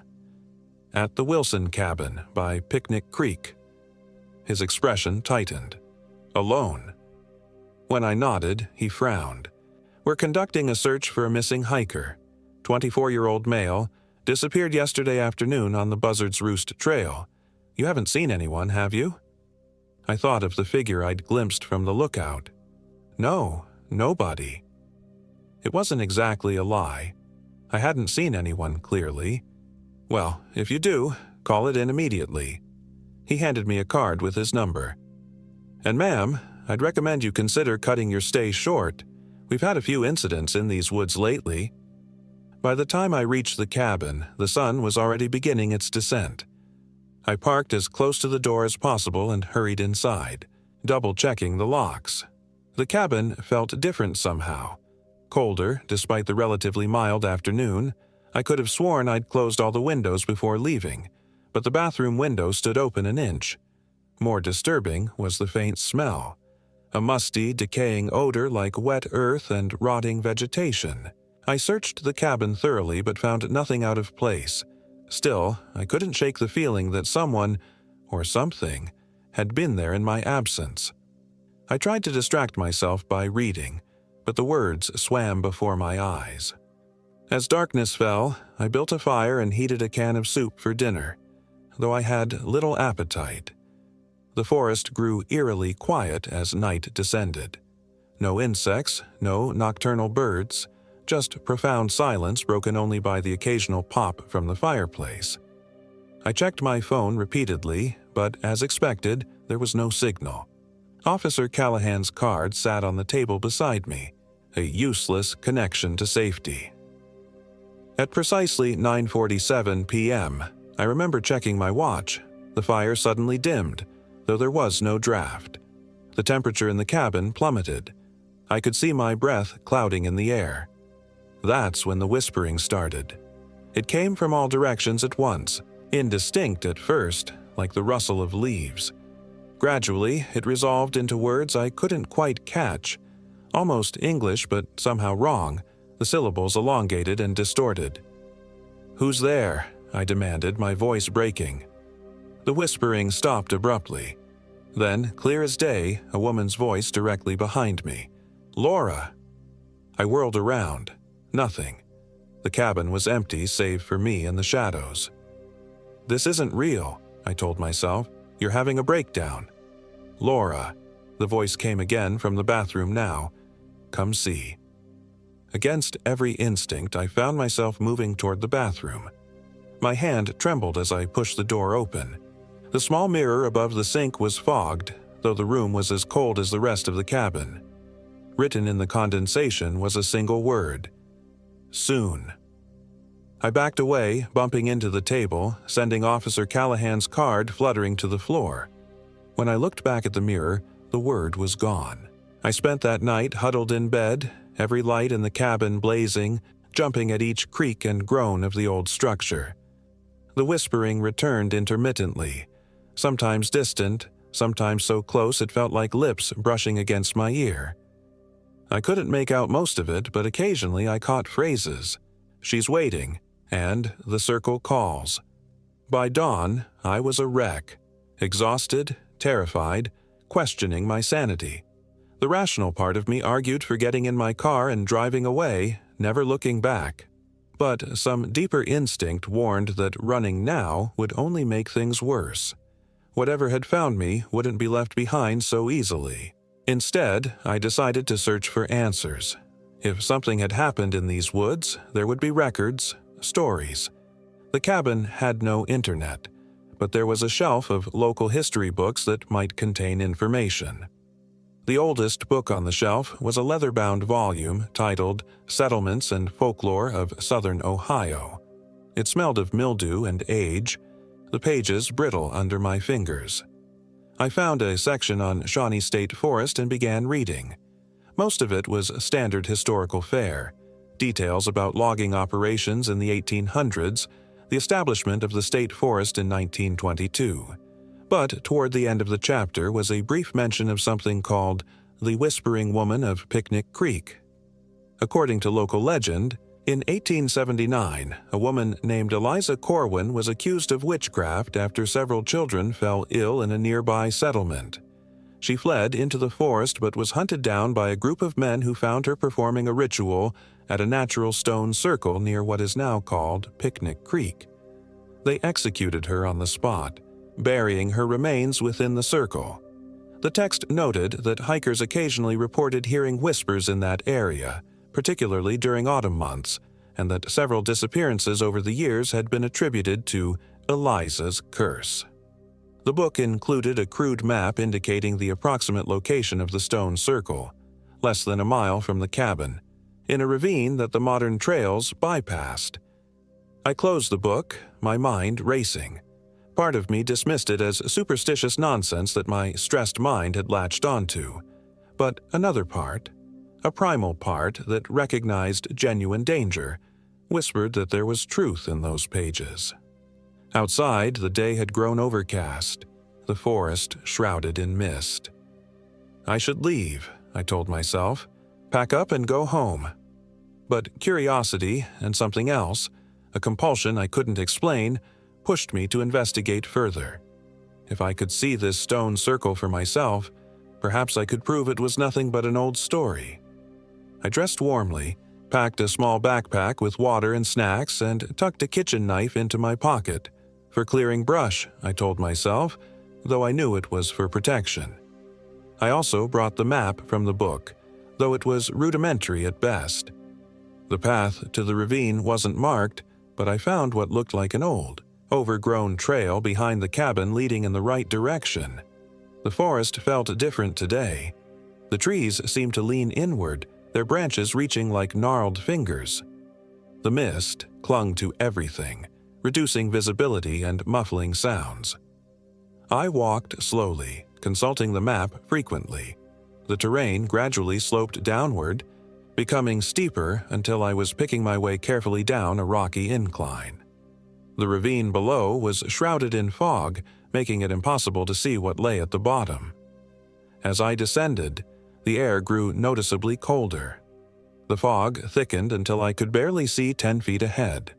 The silence was absolute. No birds, no insects, not even the sound of the wind through leaves. I nearly missed the stone circle, hidden as it was by mist and overgrowth. I came upon it suddenly, a perfect ring of standing stones, each about 3 feet high, partially sunken into the ground over decades. There were 12 stones in total, arranged around a central space about 15 feet in diameter. The ground inside the circle was bare earth, while ferns and moss grew thickly everywhere else. I stood at the edge, reluctant to step inside. The circle emanated wrongness, a palpable sense of something ancient and malevolent. On the stone directly across from me was a familiar carving, the circle with the spread eagle figure inside. "You shouldn't be here." The voice made me yelp in surprise. I turned to find a man standing a few yards away, tall and gaunt with a wild beard and clothes that had seen better days. He carried a walking stick that looked more like a weapon, its end sharpened to a point. "Who are you?" I managed to ask, my hand closing around the knife in my pocket. "Name's Emerson, local. Question is, who are you and why are you at the witch's circle?" His eyes were intense, suspicious. "I'm staying at the Wilson cabin," I explained. "I found this place mentioned in a book." He snorted. "And you thought you'd come see for yourself? Damn tourists, always poking at things best left alone." "Do you know about the missing hikers?" I asked. Something flashed in his eyes. "I know enough to stay away from here when the whispering starts. She gets hungry this time of year, especially around the equinox." "She? You mean Eliza Corwin? The witch they killed?" Emerson took a step back. "You know her name. She'll have heard you say it." He glanced nervously at the darkening sky. "You need to leave these woods. Now. Go back to the cabin, pack your things, and drive until this forest is a memory." "What happens if I don't?" His face hardened. "Then you'll end up like the others. Found wandering days later if you're lucky, carving her mark into your skin, speaking in tongues. Or not found at all." He turned to go, then paused. "If you hear whispering tonight, don't listen. Cover your ears, don't speak her name, and whatever you do, don't look in any mirrors." Before I could ask anything else, he disappeared into the fog, leaving me alone beside the ominous stone circle. I hurried back to the cabin, the journey uphill from the ravine seeming twice as long in my panicked state. The fog was growing thicker, daylight fading though it was barely mid-afternoon. Twice I thought I heard footsteps behind me, but when I turned, there was only mist and shadows. By the time I reached the cabin, my legs were trembling from exertion and fear. I burst through the door, locked it behind me, and began frantically gathering my belongings. Emerson was right. I needed to leave immediately. As I threw clothes into my overnight bag, a sudden gust of wind rattled the windows. The temperature in the cabin plummeted. The lights flickered once, twice, then went out, leaving only the gray light filtering through the windows. And then the whispering began. It started as it had before, indistinct, coming from everywhere and nowhere. But this time, it grew louder, more insistent. I clapped my hands over my ears, remembering Emerson's warning, but it did no good. The whispers seemed to bypass my ears entirely, manifesting directly in my mind. "Laura, see me. The circle awaits." "Stop it," I shouted. "Leave me alone." The whispers paused. Then came a sound like gentle laughter. The bathroom door, which I'd left open, slowly swung shut with a decisive click. I knew I should run, get to my car while I still could, but my feet carried me to the bathroom door as if pulled by an invisible force. My hand reached for the knob, turned it. The bathroom was filled with fog, though there was no window open. The mirror above the sink was completely fogged over, and written in the condensation was a message: "Say my name and see me." I knew what name it wanted. The name from the book, the witch who had died at the stone circle. "I won't," I whispered. The fog in the bathroom began to coalesce, forming a vaguely human shape. A woman in old-fashioned dress, her features indistinct except for her eyes, which burned like embers in the mist. "Say it," whispered the shape, her voice like dry leaves scraping stone. "Invite me in." I backed away, bumping into the wall behind me. "No." The figure drifted closer. I could smell her now. Earth and decay and something metallic like old blood. "Then I will take what I need regardless." Her hand, more shadow than substance, reached for my face. I screamed and batted it away, surprised when my hand met something solid and ice-cold. The contact sent a shock of pain up my arm, like plunging into freezing water. The fog woman recoiled, her form momentarily disrupted. I seized the opportunity to flee the bathroom, slamming the door behind me. I grabbed my car keys and ran for the front door, yanking it open. Standing on the porch was a young man, pale, dirty, with wild eyes and fresh cuts on his face and hands. With a jolt, I realized he must be the missing hiker officer Callahan had mentioned. "Help me," I gasped. "Something's in the cabin." The young man smiled, revealing teeth stained with what looked horribly like blood. "She sent me to bring you back," he said, his voice oddly flat. "To the circle.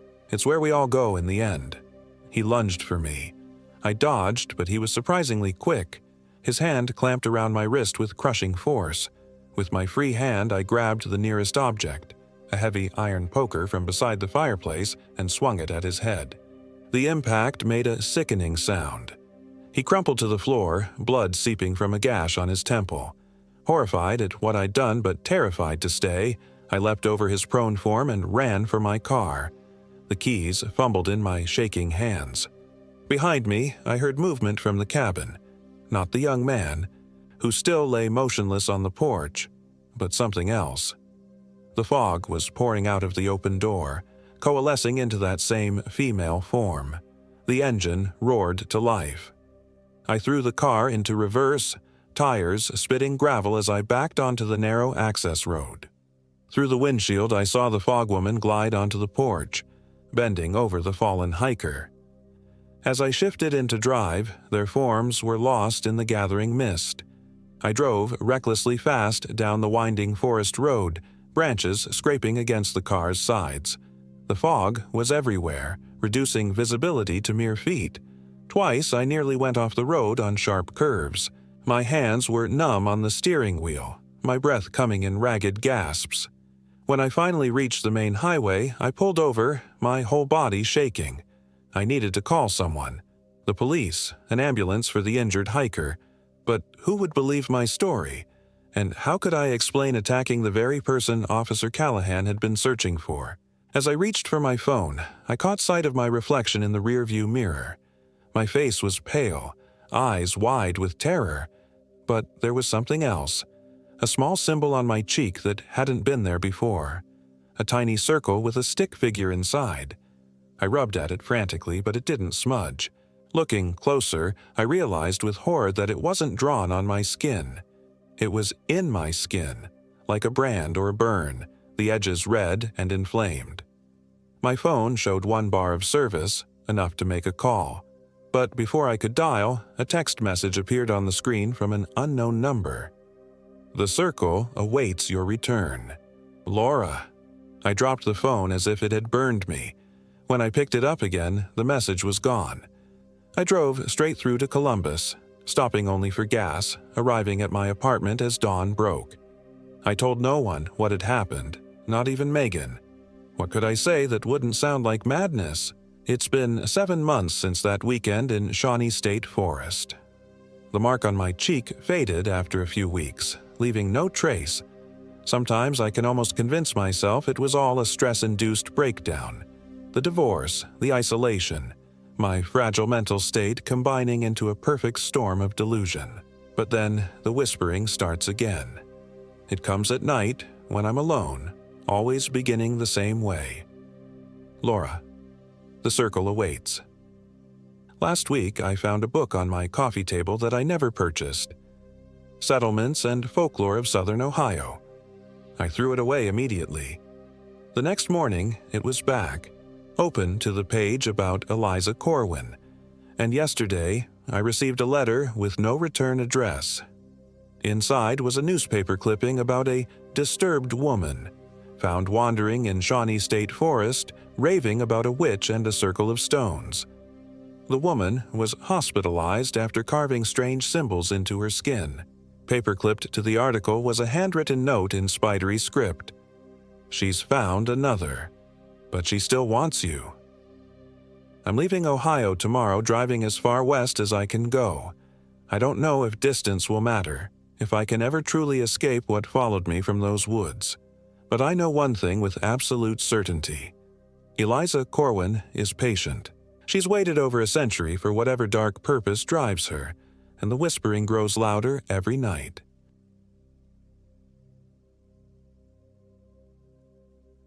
My name is Jason Adams, and I am 32 years old. This happened in the remote trails of Shawnee State Forest, Ohio, last fall, when everything in my life changed forever. The weathered sign at the trailhead read, "Shawnee Backwoods Trail, 14 miles, advanced hikers only." My German shepherd, Duke, sniffed eagerly at the damp earth as I adjusted my backpack straps. The October air carried the scent of decaying leaves and loamy soil, a smell I'd always associated with peace rather than dread. How naive I was then. I'd been coming to Shawnee State Forest since I was a teenager. The Little Smokies of Ohio, people called it. With its 60,000 acres of rugged hills and dense woodland, it had always been my escape when life became overwhelming. And after losing my job at the architectural firm in Cincinnati and my fiancée leaving in the same month, I desperately needed to clear my head. "Ready for an adventure, boy?" I scratched behind Duke's ears. He was 5 years old, strong and intelligent, a loyal companion who had seen me through my darkest days. His tail wagged enthusiastically as he looked up at me with those trusting brown eyes. I checked my phone, full battery, though the signal bars were already dwindling. I had downloaded offline maps of the trail system, planning to reach Bear Lake by nightfall, about 7 miles in. The forecast predicted clear skies, perfect for a 3-day solo trek. The first few hours passed uneventfully as we hiked deeper into the forest. The trail snaked through towering oaks and maples ablaze with autumn colors. I felt the familiar weight of my worries lifting with each step. Duke trotted ahead, occasionally wandering off the path to investigate interesting scents before returning to my side. Around midday, we reached Hickory Ridge Lookout. The vista was breathtaking, rolling hills extending to the horizon, a patchwork of gold, crimson, and amber. I snapped a few photos, then sat down to eat a sandwich while Duke lapped water from his collapsible bowl. That's when I first felt it, a subtle wrongness that I couldn't quite identify. The forest had gone quiet. No birdsong, no rustling of small animals in the underbrush. Even the wind seemed to hold its breath. "Do you hear that?" "Duke," I whispered. His ears perked up, and he let out a low growl, staring intently at the tree line behind us. I followed his gaze but saw nothing unusual. "It's nothing, boy," I said, trying to convince myself more than him. "Probably just a deer." We continued our journey, descending into a valley where the trail narrowed and the trees grew closer together, filtering the sunlight into dim, shifting patterns. Duke stayed nearer to me now, his earlier enthusiasm replaced by cautious vigilance. By late afternoon, the silence had become oppressive. The forest should have been alive with sound, especially at this time of day. Instead, there was only the crunch of our footsteps on the leaf-strewn path and the occasional snap of a twig underfoot. Then I heard it, a faint, melodic humming that seemed to come from everywhere and nowhere at once. I stopped, rotating slowly to pinpoint the source. "Hello?" I called out. "Is someone there?" My voice sounded unnaturally loud in the stillness, yet the humming continued uninterrupted. Duke whined, pressing against my leg. "It's okay," I reassured him, though my heart had begun to race. "We're not alone out here. That's good, right?" But was it? The trail map hadn't shown any connecting paths for miles, and I hadn't seen another hiker all day. Who would be out here so far from the main campgrounds? The humming grew louder as we rounded a bend in the trail, and I finally glimpsed its source. About 50 yards ahead stood a small figure in what appeared to be a faded red dress. A child, out here alone. "Hey," I called out, quickening my pace. "Are you lost?" The figure didn't turn or acknowledge me, continuing to hum that eerie, lilting tune. As I drew closer, I could see it was indeed a little girl, perhaps 8 or 9 years old, with long dark hair cascading down her back. Duke's reaction was immediate and alarming. He stopped dead in his tracks, hackles raised, and emitted a growl so deep I could feel it vibrate through his body. "Duke, stop," I commanded, but he wouldn't budge. I'd never seen him react this way to a child before. He was normally gentle, especially with kids. I approached cautiously, keeping a firm grip on Duke's collar. "Hello, are you okay? Where are your parents?" The girl finally turned, and I froze. Her face was unnaturally pale, almost translucent in the fading light, with dark hollows where her eyes should have been. Her lips moved, continuing that haunting melody, but they were cracked and blue, as if she had been exposed to severe cold. I stumbled backward, nearly tripping over Duke. This couldn't be real.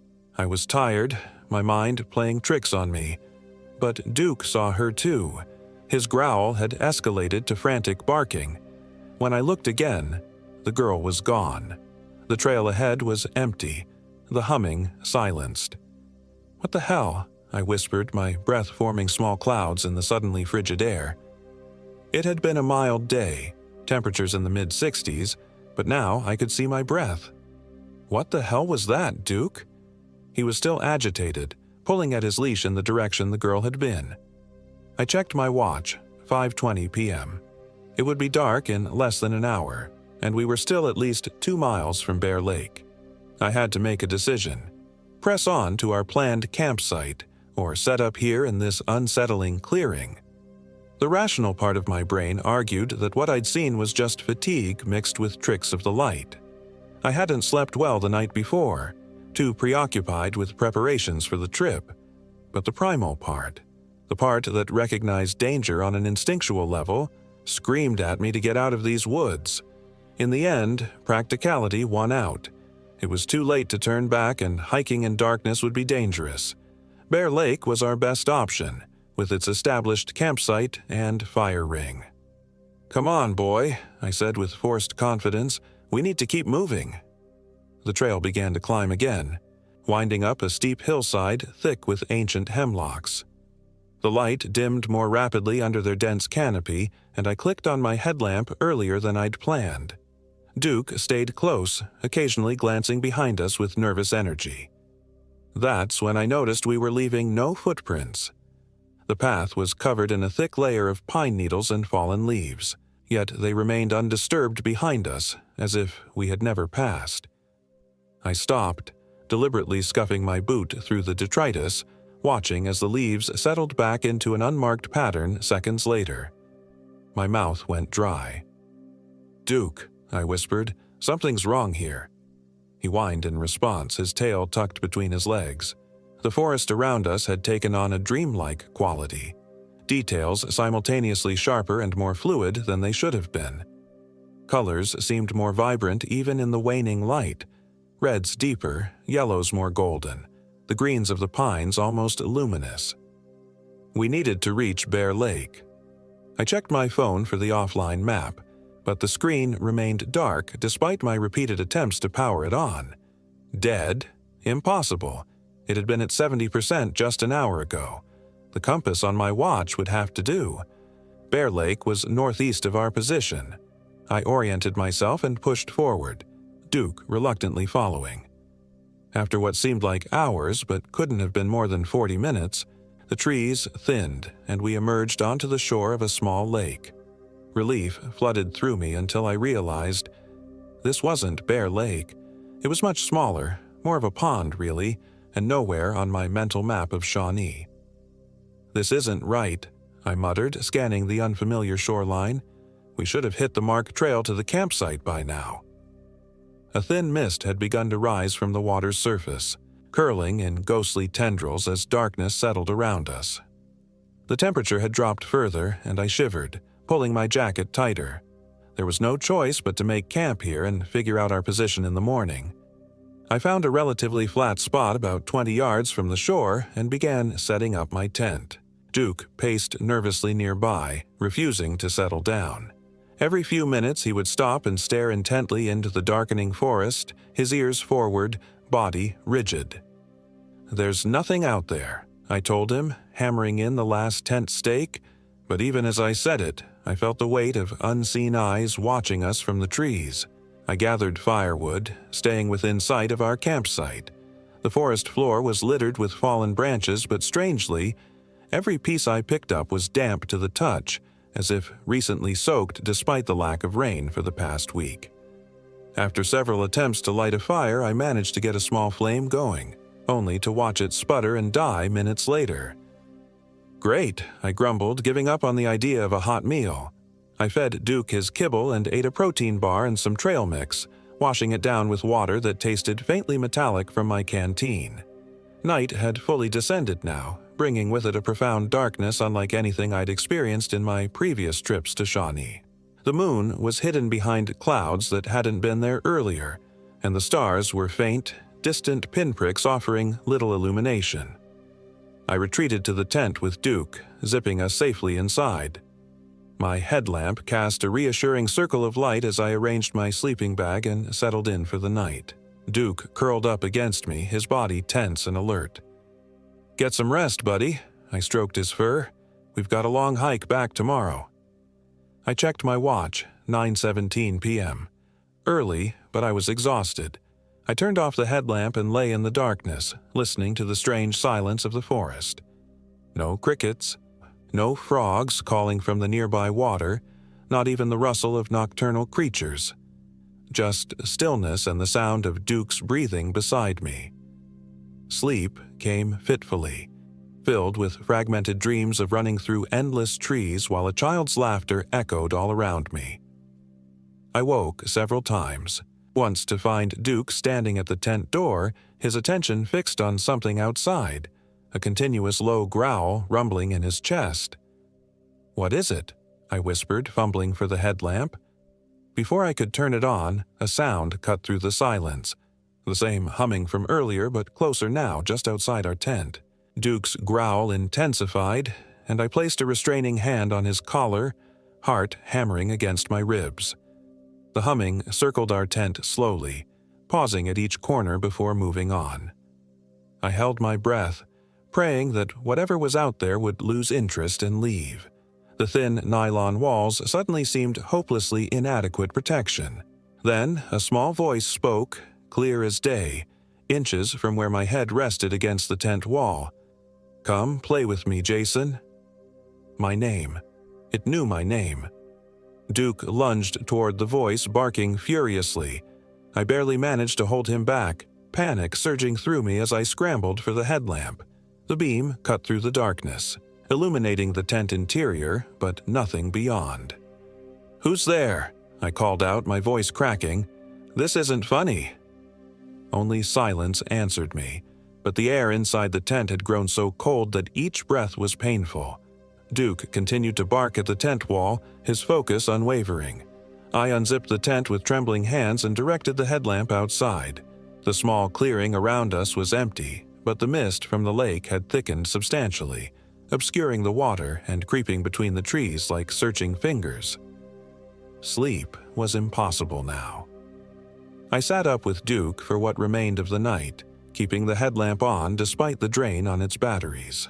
The humming didn't return, but twice more I heard soft laughter from different directions, always just beyond the reach of my light. By dawn, I was a wreck, exhausted, on edge, and desperate to leave this place. The morning brought no sun, only a gray, diffuse light that barely penetrated the mist still clinging to the landscape. I packed quickly, my fingers clumsy with cold and fatigue. Duke seemed equally eager to depart, staying unusually close as I broke camp. I tried my phone again, still dead.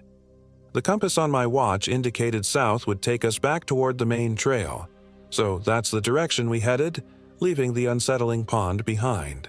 The forest looked different in daylight, but no less wrong. The trees stood too straight, their spacing too uniform, like stage props rather than living things that had grown naturally over decades.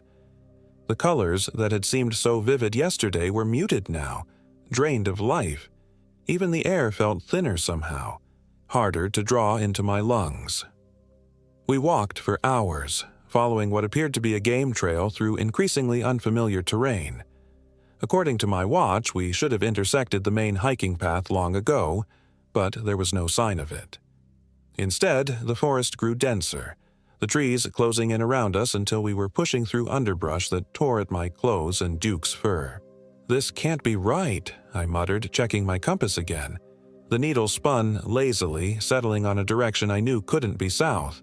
I tapped the face, but the needle continued its aimless rotation. "Damn it," Duke whined, pressing against my leg as he had yesterday when we first heard the humming. And there it was again, floating through the trees ahead of us, that same haunting melody. "No," I whispered. "No, no, no." But Duke was already alert, his ears forward, body tense. He no longer growled but stared intently in the direction of the sound. Then he bolted. "Duke!" I shouted as he tore away from me, disappearing into the thick undergrowth. "Duke, come back!" I crashed after him, branches whipping my face, roots threatening to trip me with every step. I could hear him barking ahead, the sound growing more distant. My foot caught in a hidden hole, and I went down hard, pain shooting through my ankle. But I pushed back up, ignoring the injury, focused only on finding my dog. "Duke!" My voice echoed strangely, flat and muffled. "Duke, where are you?" The barking stopped abruptly. I froze, listening desperately for any sound that might guide me to him. Nothing but that persistent humming, now seeming to come from all directions at once. I limped forward, calling his name until my throat was raw. The forest had become a maze, each tree identical to the last, the undergrowth a tangled barrier that seemed deliberately placed to impede my progress. After what felt like an eternity, I broke through into a small clearing dominated by an ancient oak tree with a trunk wider than my arm span. At its base lay Duke, motionless. "No," I choked out, stumbling toward him. "Please, no." He was breathing, thank God, but unresponsive, his eyes open but unseeing. I ran my hands over his body, finding no visible injuries, no explanation for his state. "Duke, wake up," I pleaded, shaking him gently. "Come on, boy, we need to go home." His eyes slowly focused on me, recognition dawning, but something was wrong. The warm brown I knew so well had been replaced by a milky white film that cleared as I watched, revealing eyes that were now a vivid, unnatural blue. Duke got to his feet in a movement too fluid, too controlled for a dog his size. He stared at me without the excitement or relief he should have shown, his head cocked at an angle that made my skin crawl. "Duke?" I whispered, backing away instinctively. A smile stretched across his muzzle, a grimace that no dog's face should be capable of forming. And then I heard it, not with my ears but inside my head, a child's voice, sing-song and sweet. "He's mine now, Jason, like you'll be soon." I ran. Blind panic drove me away from the thing that was no longer my dog, crashing through the forest with no direction, no plan beyond escape. Behind me came the sound of pursuit, not the familiar rhythm of Duke's loping gait, but something else, something that moved with unnatural speed and purpose. The humming surrounded me, growing louder with each labored breath. Shapes flickered at the edge of my vision, a red dress here, pale fingers reaching from behind a tree there. I kept running until my lungs burned and my injured ankle threatened to give way completely. The trees abruptly ended, and I found myself back at the small pond where we had camped. But it had changed. The still, misty water of the previous evening had been replaced by a dark, viscous liquid that bubbled sluggishly in the center. The surrounding vegetation had withered, trees bent and twisted into grotesque forms that seemed to be reaching toward the water. I skidded to a halt at the shore, nearly losing my balance on the slick, blackened earth. There was nowhere left to run. I turned to face my pursuer, expecting to see the horrifying parody of my dog. Instead, the little girl in the red dress stood at the tree line, her feet hovering several inches above the ground. Behind her, shadows moved among the trees, indistinct forms that writhed and reached toward the light. "What do you want?" I gasped, my voice barely a whisper. She smiled, revealing teeth too numerous and sharp to belong to a human child. When she spoke, her lips remained motionless, the words forming directly in my mind. "Company, Jason. It's lonely here in the hollow places. We need new friends." "What are you?" I backed away until my heels touched the edge of the putrid water. "I am Eleanor Wicker," the voice replied. "I died here in 1887. My family was traveling west when our wagon broke down. I wandered into these woods while my father sought help." The girl's form flickered like a bad television signal. The forest took me, just as it's taking you now. "I'm not dead," I protested weakly. "Not yet, but you crossed over yesterday when you followed my song. This isn't your world anymore." The revelation hit me like a physical blow. The strange silence, the distorted colors, the impossibility of navigation.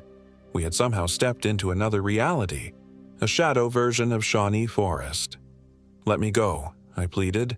"Let Duke go. We don't belong here." Eleanor drifted closer, the air around her shimmering with cold light. "No one belongs here. That's why we need to make it home."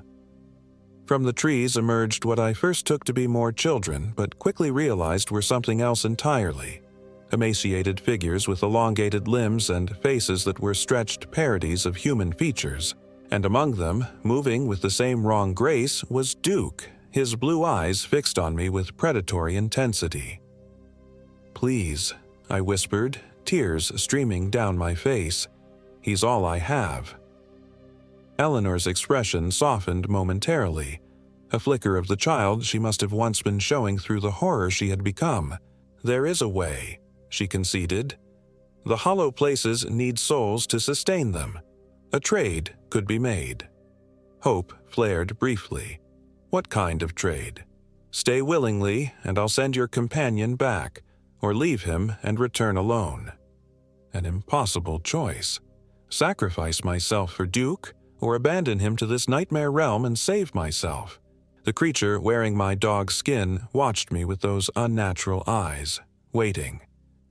"If I stay," I said slowly, "you'll let him go? Back to the real Shawnee exactly as he was before?" Eleanor nodded, her form growing more substantial as if my consideration of her offer gave her strength. "The boundary thins at certain places, certain times. Your dog can return through the hollow oak at moonrise. You would remain. And if I choose to leave him? Then you may pass back through the water when the moon touches its surface. But he stays, becomes one of us fully." I looked at Duke, or the thing that had been Duke. Was there anything of my loyal companion left in there? Could I live with myself if I abandoned him to this fate? The shadows from the trees had crept closer during our exchange, forming a loose circle around us. I could feel their hunger, their desperate loneliness reaching out like physical tendrils. "How do I know you'll keep your word?" I asked Eleanor. A cold smile played across her lips. "Bargains are binding in the hollow places, even for us." I closed my eyes, remembering Duke as he had been, playful, protective, the one constant in my life when everything else had fallen apart. The choice was painful but clear. "I'll stay," I said quietly. "Let him go." Eleanor's form brightened with satisfaction. "Wise choice, Jason. The hollow places will welcome you." She floated to Duke and placed her small, translucent hand on his head. The unnatural blue of his eyes dimmed, returning to the warm brown I knew so well. He blinked, confusion replacing the predatory stare, and looked around frantically until his gaze found me. "Go home, buddy," I choked out as he bounded toward me, his movement once again that of a normal dog. I knelt to embrace him one last time, burying my face in his fur. "Be a good boy for whoever finds you." Eleanor extended her hand toward me. "It's time. The others are waiting." Duke growled at her, positioning himself protectively in front of me. Even now, facing something beyond his comprehension, his instinct was to defend me. "It's okay," I soothed him, though my voice cracked with emotion. "You need to go now." As if understanding, Duke gave me one last look, so full of loyalty it broke what remained of my heart, before reluctantly turning toward the hollow oak at the forest's edge. As he approached it, the massive trunk seemed to split open, revealing a swirling vortex of natural daylight. Without looking back, he leapt through, and the opening sealed behind him. I felt the change immediately, a severing of connection, as if a vital part of myself had been torn away. He was gone, back to safety, back to a world where the trees were just trees and ponds were just water. Eleanor's cold hand slipped into mine. "Welcome home, Jason," she whispered as the other shadows converged around us. "We have eternity to play." As the hollow places claimed me, my last thoughts were of Duke, running free through the autumn woods, safe from the nightmare I had unwittingly led him into. It was worth it. It had to be. Sometimes in the endless twilight of this twisted reflection of Shawnee Forest, I think I can hear him barking in the distance, searching for me still. But that's impossible. Duke escaped. I made sure of it. Didn't I? The others tell me time moves differently here, that what feels like months to me might be minutes in the world I left behind. They say Duke might still be in these woods. The real woods, looking for his master who vanished without a trace. I hope they're wrong. I hope he found his way to safety, to someone who will love him as I did. Because if not, if he's still out there searching, he might follow my trail again. He might find the pond that isn't a pond, hear Eleanor's song, and cross over. And this time, I won't be able to save him. So, if you're hiking in Shawnee State Forest and come across a German shepherd searching the wilderness alone, please take him home with you. Keep him safe. And if you hear humming among the ancient trees, if you see a little girl in a red dress beckoning you deeper into the woods, run. Run, and don't look back. Because I'll be watching from the hollow places, powerless to warn you, another shadow among the shadows that were once people like you. My name is Jason Adams, and I am 32 years old.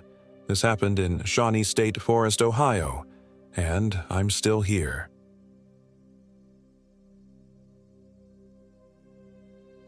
My name is Stephen Turner, and I am 34 years old.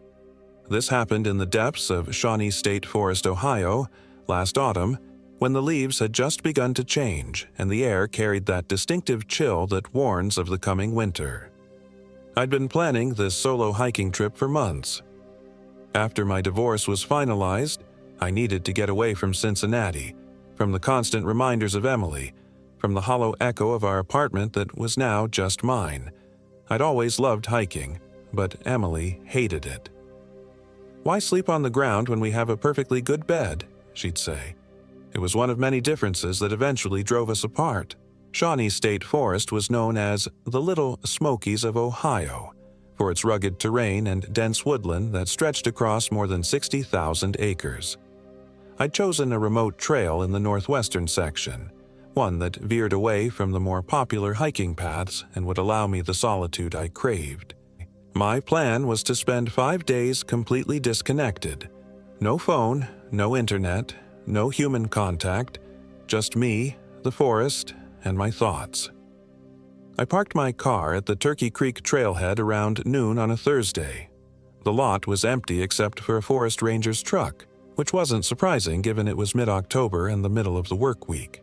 As I hoisted my backpack and adjusted the straps, a ranger approached. He was tall and gaunt, with skin weathered by years of outdoor work. "Heading out alone?" he asked, eyeing my gear. "Yeah, planning to loop around to Copperhead Fire Tower and back. 5 days, give or take," I replied. He nodded slowly, his expression unreadable. "You might want to consider the Eastern Trails instead. We've had some unusual activity in that northwestern section."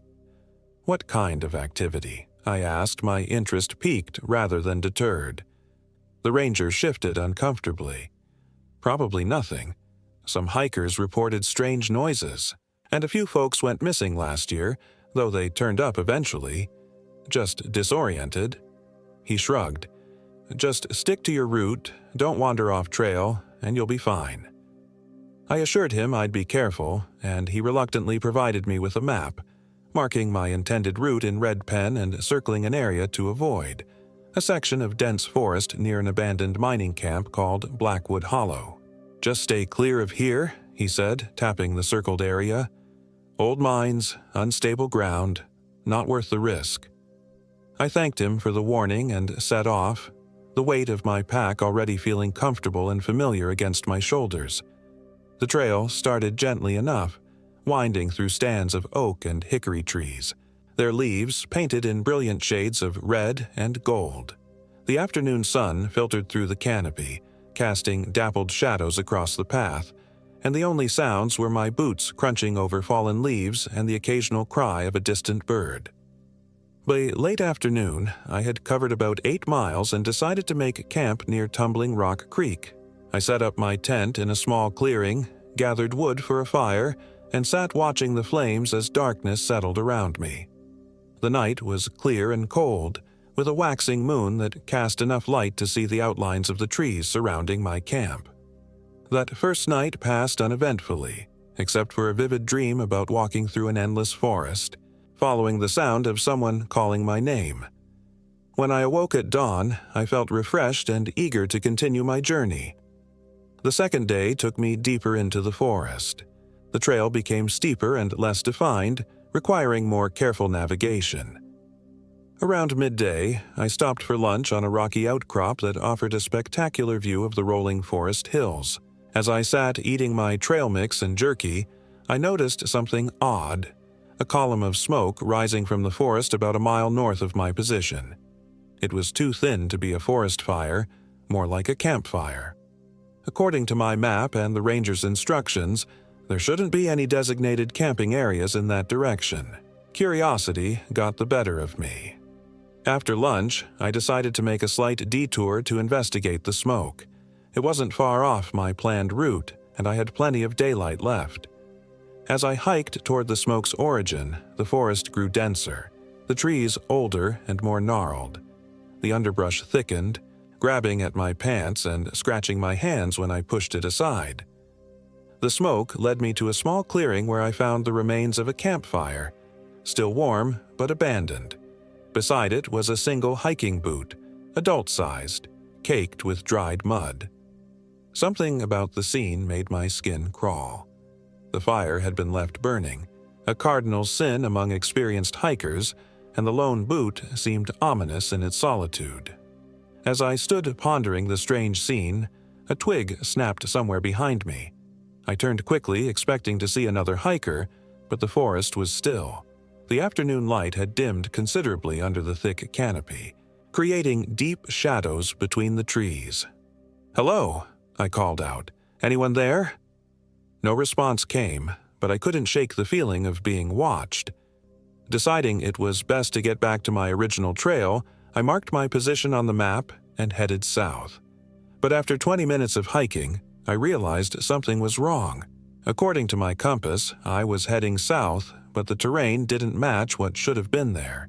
Instead of descending toward the creek I'd crossed earlier, I was moving uphill through an unfamiliar section of forest.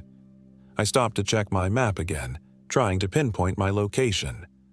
That's when I noticed my compass needle spinning erratically, pointing north, then east, then spinning in complete circles. I tapped the compass, thinking it must be malfunctioning, but the erratic behavior continued. "Electromagnetic interference," I muttered to myself, remembering the ranger's mention of old mines in the area. I must have inadvertently wandered into the Blackwood Hollow area he had warned me about. With my compass useless, I tried to navigate by the sun, but the thick canopy made it difficult to get a clear bearing. By late afternoon, I had to admit the truth. I was lost. Rather than wandering further and risking getting deeper into unknown territory, I decided to make camp and try to reorient myself in the morning. I found a relatively flat area and set up my tent. As I gathered wood for a fire, I discovered something that made my blood run cold, a crude symbol carved into the trunk of a massive oak tree. It resembled a stick figure with an elongated head, surrounded by what looked like smaller figures in a circle. The carving seemed fresh, the exposed wood still light against the dark bark. I told myself it was probably done by kids, or maybe some kind of trail marker I wasn't familiar with. But deep down, something about it disturbed me profoundly. Still, I needed fire and warmth for the night, so I continued gathering wood, keeping the carved tree within sight of my camp. As darkness fell, I got my fire going and heated a pouch of freeze-dried beef stew. The familiar act of making camp helped calm my nerves. I reminded myself that I was an experienced hiker. I would find my way back to the main trail in the morning. The forest was big, but not endless. That night, the temperature dropped significantly. I zipped myself into my sleeping bag, exhausted from the day's exertions, and quickly fell asleep. Hours later, I awoke with a start, my heart racing. Something had pulled me from sleep, a sound unlike anything I'd heard before. It was a low, rhythmic chanting, barely audible over the gentle rustle of leaves in the night breeze. I lay frozen in my tent, straining to hear. The chanting seemed to be coming from all directions at once, rising and falling in a language I couldn't identify. It wasn't English, nor any European language I recognized. The syllables were harsh and guttural, with an unsettling cadence that made my skin prickle. I wanted to believe it was just the wind, or my mind playing tricks on me, but as the chanting grew louder, I knew it was real. Someone, or several people, were out there in the darkness. I fumbled for my flashlight and knife, my hands shaking. The fire outside had died down to embers, casting a faint red glow through the tent fabric. The chanting stopped abruptly, replaced by silence so absolute it seemed to press against my ears. Then came footsteps. Slow, deliberate steps circling my tent. Not the sound of hiking boots on forest floor, but something different. Something wrong. The steps were uneven, as if the walker had a strange gait, and they were accompanied by a wet, dragging sound. I sat perfectly still, knife clutched in my sweating hand, as whatever it was circled my tent once, twice, 3 times. Then it stopped directly in front of the entrance. I could see a shadow silhouetted against the tent fabric, a tall, misshapen figure that stood unnaturally still. For what seemed like an eternity, neither of us moved. I didn't breathe. I didn't blink. Then, slowly, a hand pressed against the outside of the tent. But it wasn't a hand. Not really. Through the thin fabric, I could make out elongated fingers with too many joints, ending in what looked like claws rather than fingernails. A voice spoke, so close it could have been inside the tent with me. "Stephen," it whispered, my name distorted into something barely recognizable. "We've been waiting for you." I wanted to scream, but terror had frozen my vocal cords. How did it know my name? I hadn't told anyone on this trip, hadn't signed any registers or met any other hikers. The thing outside my tent began to unzip the entrance, the sound of the zipper deafening in the silence. In a panic, I kicked out with both feet, connecting with something solid. There was a hiss of pain or anger, and I seized the moment to grab my flashlight, knife, and emergency whistle. I burst out of the tent, not looking back to see what awaited me, and ran blindly into the forest. Branches whipped at my face as I fled, my flashlight beam bouncing wildly ahead of me. I could hear pursuit behind me, not just one set of footsteps, but many, crashing through the underbrush. The chanting had resumed, louder now, seemingly coming from everywhere at once. I ran until my lungs burned and my legs threatened to give out. When I finally stopped, leaning against a tree and gasping for breath, I realized I had lost my bearings completely. The forest around me was unfamiliar. The trees closer together, their trunks twisted into grotesque shapes. The ground beneath my feet was not the leaf-strewn earth of the main forest, but bare and black, as if it had been scorched. I swung my flashlight around, trying to get my bearings. The beam landed on another carved symbol, identical to the one I'd seen earlier, and then another, and another. Looking around in growing horror, I realized I was surrounded by trees bearing the same disturbing symbol. In the distance, I could see a faint orange glow, like firelight. Something told me I should run in the opposite direction, but I had no idea which way would lead me back to safety. At least the firelight represented a fixed point, something to orient myself by. Despite my better judgment, I moved cautiously toward it. As I drew closer, I could make out figures moving around the fire. They weren't standing, but swaying in that same rhythmic motion I'd heard in the chanting. I crouched behind a fallen log, observing from a distance of about 50 yards. The scene before me defied rational explanation. 5 figures encircled a large bonfire, but they didn't look fully human. Their proportions were wrong, limbs too long, backs hunched at impossible angles. They wore what looked like rags or animal skins, and their faces— I couldn't see their faces clearly, but what I could see didn't have the features of human faces. In the center of their circle, suspended over the fire, was what looked like a deer carcass, but impossibly twisted, its neck elongated and limbs bent at unnatural angles. The creatures were chanting as they circled, occasionally reaching out to touch the suspended carcass, which dripped dark fluid into the flames, causing them to hiss and sputter. I must have made a sound, or perhaps they sensed my presence in some other way, because suddenly all 5 figures stopped and turned in unison to face my hiding place. In the firelight, I could finally see their faces clearly, and the sight will haunt me until the day I die. They had no eyes, just smooth, pale skin stretching over where eyes should have been. Their mouths were vertical slits that opened sideways rather than up and down, revealing rows of needle-like teeth. One of them tilted its head back and emitted a high-pitched keening sound that made my eardrums throb painfully. I didn't wait to see what would happen next. I turned and ran again, no longer caring about direction or stealth, driven by pure animal fear. Behind me, I could hear them giving chase, their movements quick and jerky like insects rather than humans. I don't know how long I ran or how far. Time seemed to lose all meaning in that nightmare landscape.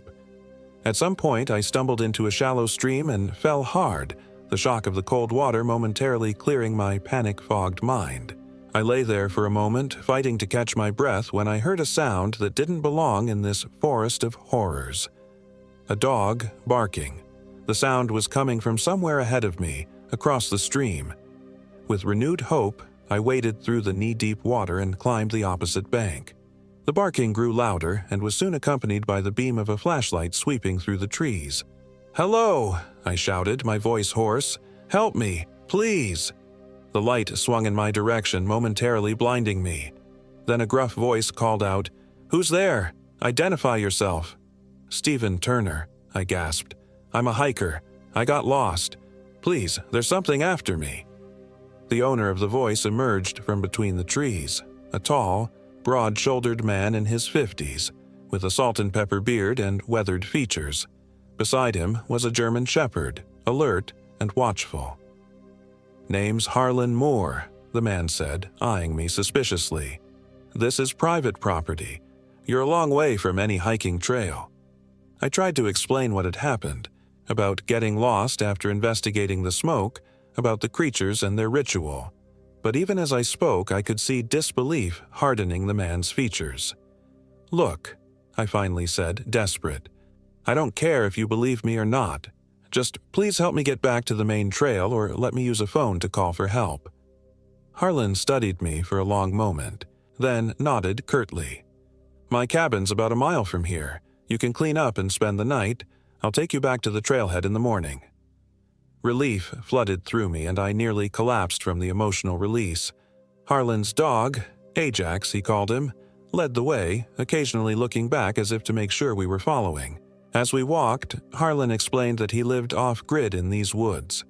He was a Vietnam veteran who had come to Shawnee Forest 20 years ago seeking solitude and peace. He knew these woods better than anyone, he claimed, which made his next statement all the more chilling.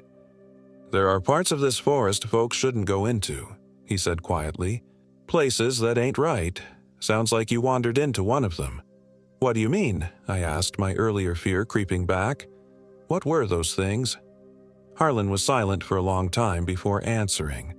"The locals call them the Hollow Folk.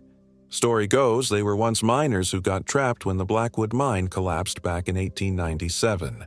They survived down there somehow, in the darkness, but what came back up wasn't human anymore." I wanted to dismiss it as local folklore, the kind of story told around campfires to scare tourists. But after what I'd seen, I couldn't discount anything. "They usually keep to themselves," Harlan continued, "but every few years they get hungry. Start taking people. Always in autumn. Always lone hikers." He glanced at me. "Like you." We reached Harlan's cabin just as the eastern sky was beginning to lighten. It was a solidly built structure of logs and stone, surrounded by a high fence. Ajax trotted ahead to the gate, which Harlan unlocked with a key from around his neck. Inside, the cabin was sparse but comfortable, with a stone fireplace, handcrafted wooden furniture, and shelves lined with books and mason jars containing preserved foods. Harlan stoked the fire while I sat at his table, still shivering despite the growing warmth. "When was the last time people went missing?" I asked as he handed me a mug of strong black coffee. "Last autumn," he replied. "Family of 4 from Columbus. They were found 3 weeks later, wandering the forest, claiming they'd only been lost for a few hours. They didn't remember anything about what happened during those missing weeks." He paused, taking a sip of his own coffee. "Except the youngest, a little girl. She drew pictures afterward. Pictures of people with no eyes and mouths that opened sideways." The mug nearly slipped from my grasp. "And no one believed them?" Harlan shrugged. "The adults were discredited as attention seekers. The girls' drawings were dismissed as childhood imagination after trauma. The forest rangers know something's not right in these parts, but what can they do? Close off 60,000 acres of public land because of local ghost stories?" We fell into silence after that. Harlan offered me his spare room, and despite my fear and confusion, exhaustion soon pulled me into a deep sleep. I dreamed of dark tunnels stretching beneath the forest floor, of pale figures moving in the darkness, of voices calling my name. When I awoke, it was late afternoon. For a moment, I couldn't remember where I was or how I'd gotten there. Then it all came flooding back. The symbols, the ritual, the creature unzipping my tent. I got up and found Harlan in the main room, cleaning a shotgun at the table. "You've got 2 choices," he said without preamble. "I can take you back to your car at the trailhead. It's about 4 hours hike from here, or you can stay another night and leave in the morning." I glanced out the window. The sun was already low in the sky. "Let's leave now," I said. "I don't want to spend another night in this forest." Harlan nodded as if he'd expected this answer. "Let me pack a few things." We set out 20 minutes later, Harlan leading with his shotgun in hand, Ajax ranging ahead and behind us, and me in the middle. We moved quickly, following game trails and narrow paths I would never have found on my own. Harlan maintained a brisk pace despite his age, rarely speaking except to warn me of roots or holes in our path. About an hour into our journey, Ajax suddenly froze, hackles raised, a low growl emanating from his throat. Harlan signaled for me to stop and be quiet, his body tense as he scanned the surrounding forest. I couldn't see or hear anything unusual, but the dog's behavior was unnerving. The sun had dipped below the horizon, leaving us in the blue half-light of dusk. Shadows stretched between the trees, and every rustle of leaves seemed magnified in the growing silence. "We're being followed," Harlan whispered. "Have been since we left the cabin." My heart rate doubled instantly. "The Hollow folk?" He nodded grimly. "We need to pick up the pace. We're still in their territory." We moved faster, almost jogging now. Ajax stayed closer, no longer ranging ahead but keeping right at Harlan's heels. The forest grew darker by the minute, and Harlan finally switched on a powerful flashlight, sweeping its beam ahead of us. The chanting started again, just as full darkness descended. It was distant at first, but growing closer, coming from somewhere behind us. Harlan cursed under his breath. "They don't usually come this far from the hollow," he muttered. "Something's got them riled up." "Me," I realized aloud. "I saw their ritual. They know I saw them." Harlan didn't contradict me. We pushed on, moving as fast as we dared in the darkness. The chanting followed us, sometimes fading, sometimes growing louder, as if our pursuers were circling around us. We had been hiking for about 2 hours when we reached a massive fallen tree blocking our path. Harlan was helping me climb over it when Ajax suddenly went berserk, barking and snarling at something in the darkness behind us. I turned and saw them. 3 of the hollow folk standing at the edge of our flashlight's beam. Up close, they were even more horrifying than I remembered. Their pale, eyeless faces seemed to stare right through us, and their mouths opened sideways in a ghastly parody of smiles. Harlan raised his shotgun and fired without hesitation. The blast was deafening in the quiet forest. One of the creatures staggered back, making a sound like steam escaping from a kettle, but it didn't fall. The other 2 split up, moving with that same jerky, insect-like motion, trying to flank us. "Run!" Harlan shouted, pumping his shotgun for another round. "Keep heading east. You'll hit the main trail eventually. Go!" I hesitated, unwilling to leave him alone against these things. But Ajax was already at my side, pushing me forward with his body. With a last glance at Harlan, who was taking aim at another approaching figure, I turned and ran, the dog keeping pace beside me. Behind us, I heard another shotgun blast, followed by an inhuman screech. Then came a sound that turned my blood to ice. Harlan's scream, abruptly cut short. Ajax and I ran blindly through the forest, guided only by the flashlight Harlan had thrust into my hand before our separation. The dog seemed to know where we were going, taking the lead when I hesitated at forks in the path. I trusted him, having no better option. The night became a blur of running, stopping to catch my breath, then running again whenever we heard sounds of pursuit. At some point, I realized the chanting had stopped. The silence should have been reassuring, but somehow it was even more terrifying. Just when I thought I couldn't go any farther, when my legs were leaden and my lungs burned with each breath, Ajax led me onto a wider, more established path, a hiking trail. Relief surged through me. We were out of the deep forest, back in the realm of marked trails and ranger patrols. But we weren't safe yet. I could feel it, and Ajax's continued alertness confirmed it. We kept moving, following the trail signs toward the Turkey Creek trailhead where my car was parked. The trail curved around a large rock formation, and as we rounded the bend, my flashlight beam fell on a figure standing in the middle of the path about 20 yards ahead. My heart nearly stopped. It was one of them. It stood completely motionless, its eyeless face turned toward us. Blood dripped from its sideways mouth and from deep gashes across its torso. Wounds from Harlan's shotgun, I realized. Ajax growled, low and threatening, positioning himself between me and the creature. I backed up slowly, wondering if I could outrun it, knowing the answer was probably no. Then, from behind us came the sound of approaching footsteps. We were trapped, the wounded hollow folk in front of us and who knew how many more coming up behind. Ajax turned his head briefly at the new sound, then back to the creature before us, clearly calculating our odds. To my surprise, a voice called out from behind, "Stephen, is that you?" Human. A normal, human voice.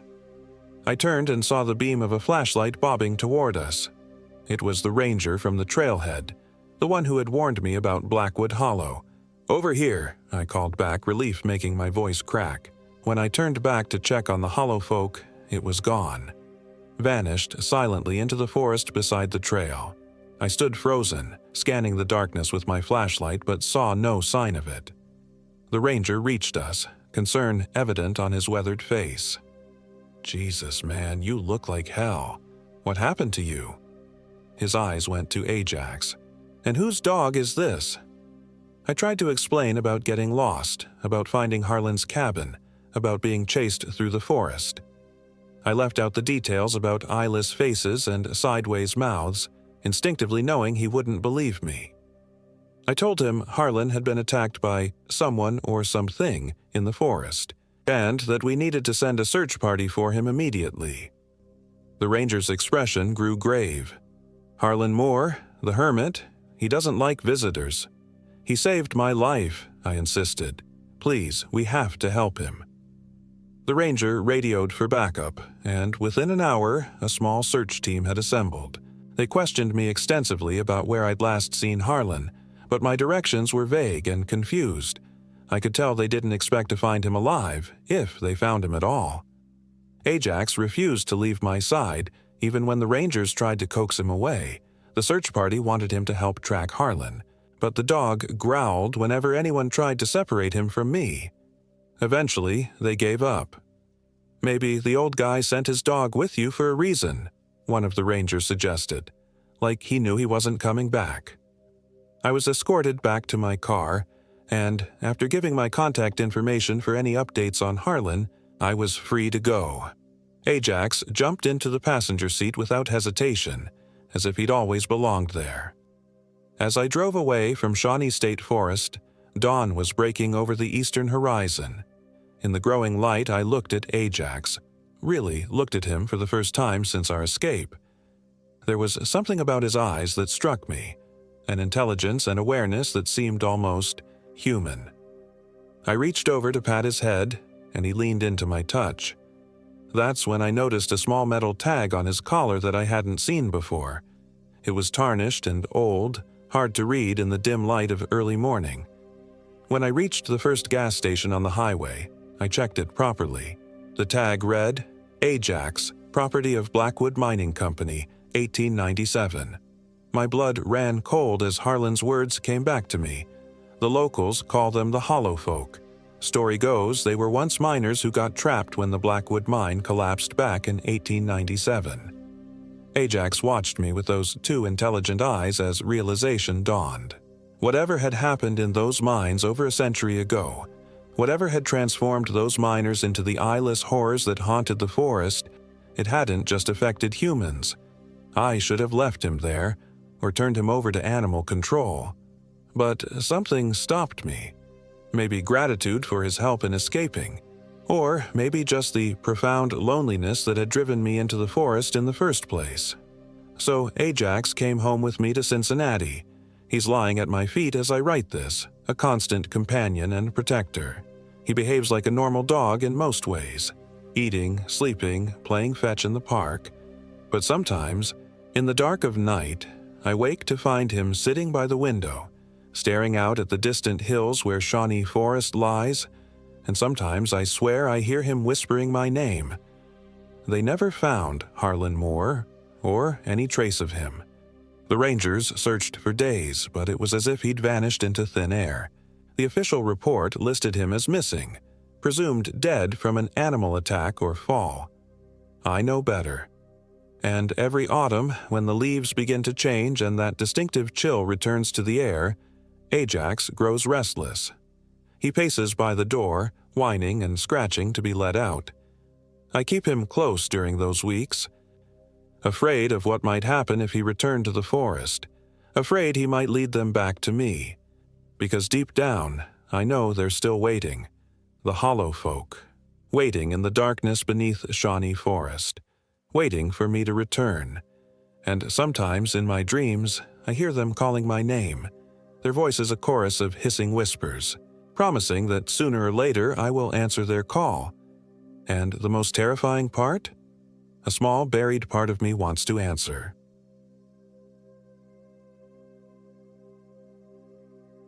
My name is Timothy Hill, and I am 34 years old. This happened in the remote eastern region of Shawnee State Forest, Ohio, last autumn. I still have nightmares about it. I've always been something of a loner. After my divorce 2 years ago, I threw myself into my work as a wildlife photographer, finding solace in the isolation of nature. My therapist said I was using the wilderness as an escape from dealing with my failed marriage, but I didn't care. The forest understood me in ways people never could. When my editor at Outdoor Adventure magazine commissioned me to photograph the autumn foliage in Shawnee State Forest, I jumped at the opportunity. Known as the Little Smokies of Ohio, Shawnee boasts over 60,000 acres of wilderness with some of the most rugged terrain in the state, perfect for someone like me who craved solitude. I planned a 5-day solo hike along the North Country Trail, focusing on the most remote eastern sections where few tourists ventured. My plan was to camp at different elevations to capture the varying stages of fall colors. The forest was renowned for its biodiversity, with towering oaks, maples, and hickories creating a spectacular autumn display. "You sure you want to go alone, Tim?" my brother Mike had asked when I told him about the assignment. "Those woods get pretty remote.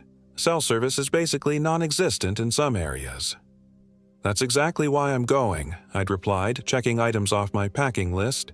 "Besides, I've hiked plenty of backcountry trails before." Mike sighed, running a hand through his thinning hair. "Just be careful, all right? Remember what happened to that hiker last year?" I dismissed his concerns with a wave.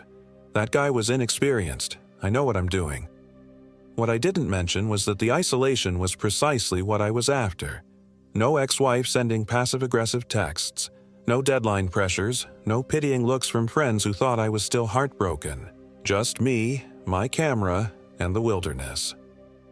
I arrived at the Shawnee State Park Visitor Center on a crisp October morning. The air was tinged with the earthy scent of decaying leaves, and a light mist hung between the trees, giving everything an ethereal quality that was perfect for photography. "Planning on heading out to the eastern trails?" asked the ranger, a weathered man in his 60s named Frank, as he checked my backcountry permit. His gnarled fingers traced my route on the map. "Yeah, I want to get some shots around Raven Rock and then head toward the Turkey Creek area," I replied, adjusting my backpack. Frank's expression shifted slightly. "Might want to reconsider that section near Turkey Creek." He tapped a spot on the map with a calloused finger. "We've had some strange reports from that area lately." "Strange how?" I asked, curiosity piqued. He hesitated.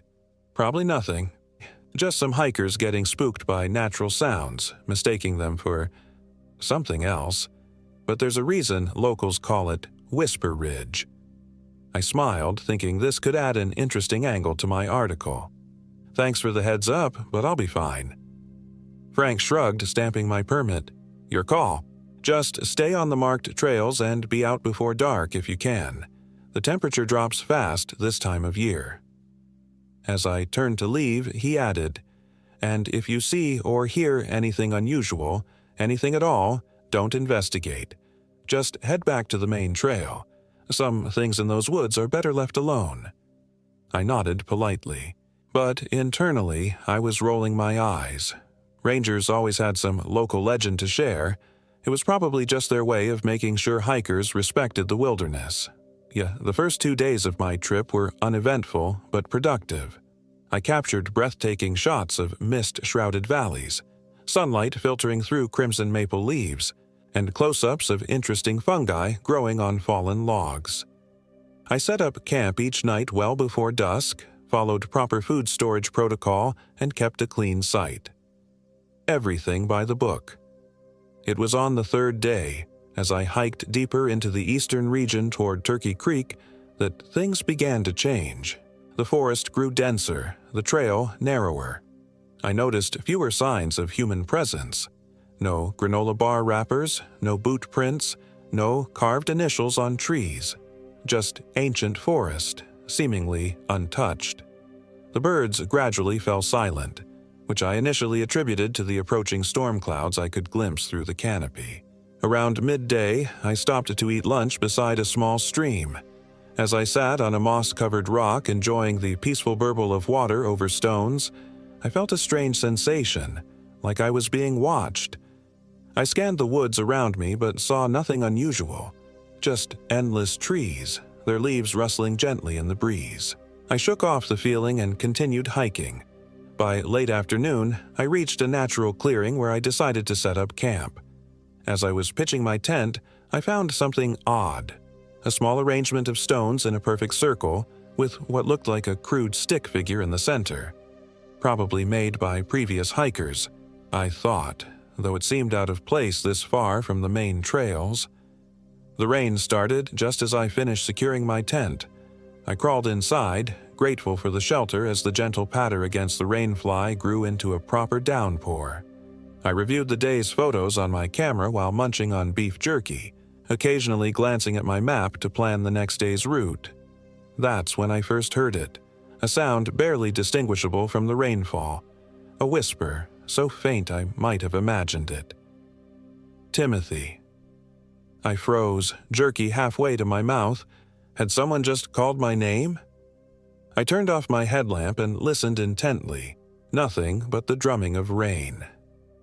Must be getting jumpy out here alone, I thought, remembering Frank's comment about Whisper Ridge. I laughed at myself and continued planning my route, deciding to push deeper into the forest tomorrow toward an area marked on my map as Hollow's Edge. The rain continued through the night, sometimes easing to a drizzle, sometimes returning to a torrent. I drifted in and out of uneasy sleep, troubled by dreams of being pursued through endless woods by something I couldn't see. Several times I woke with a start, certain I'd heard someone, or something, moving around outside my tent. But when I listened, there was only the rain. Morning brought a thick fog that reduced visibility to mere yards.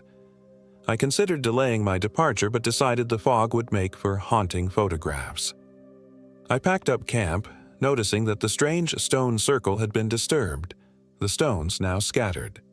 Probably animals, I told myself, ignoring the prickle of unease along my spine.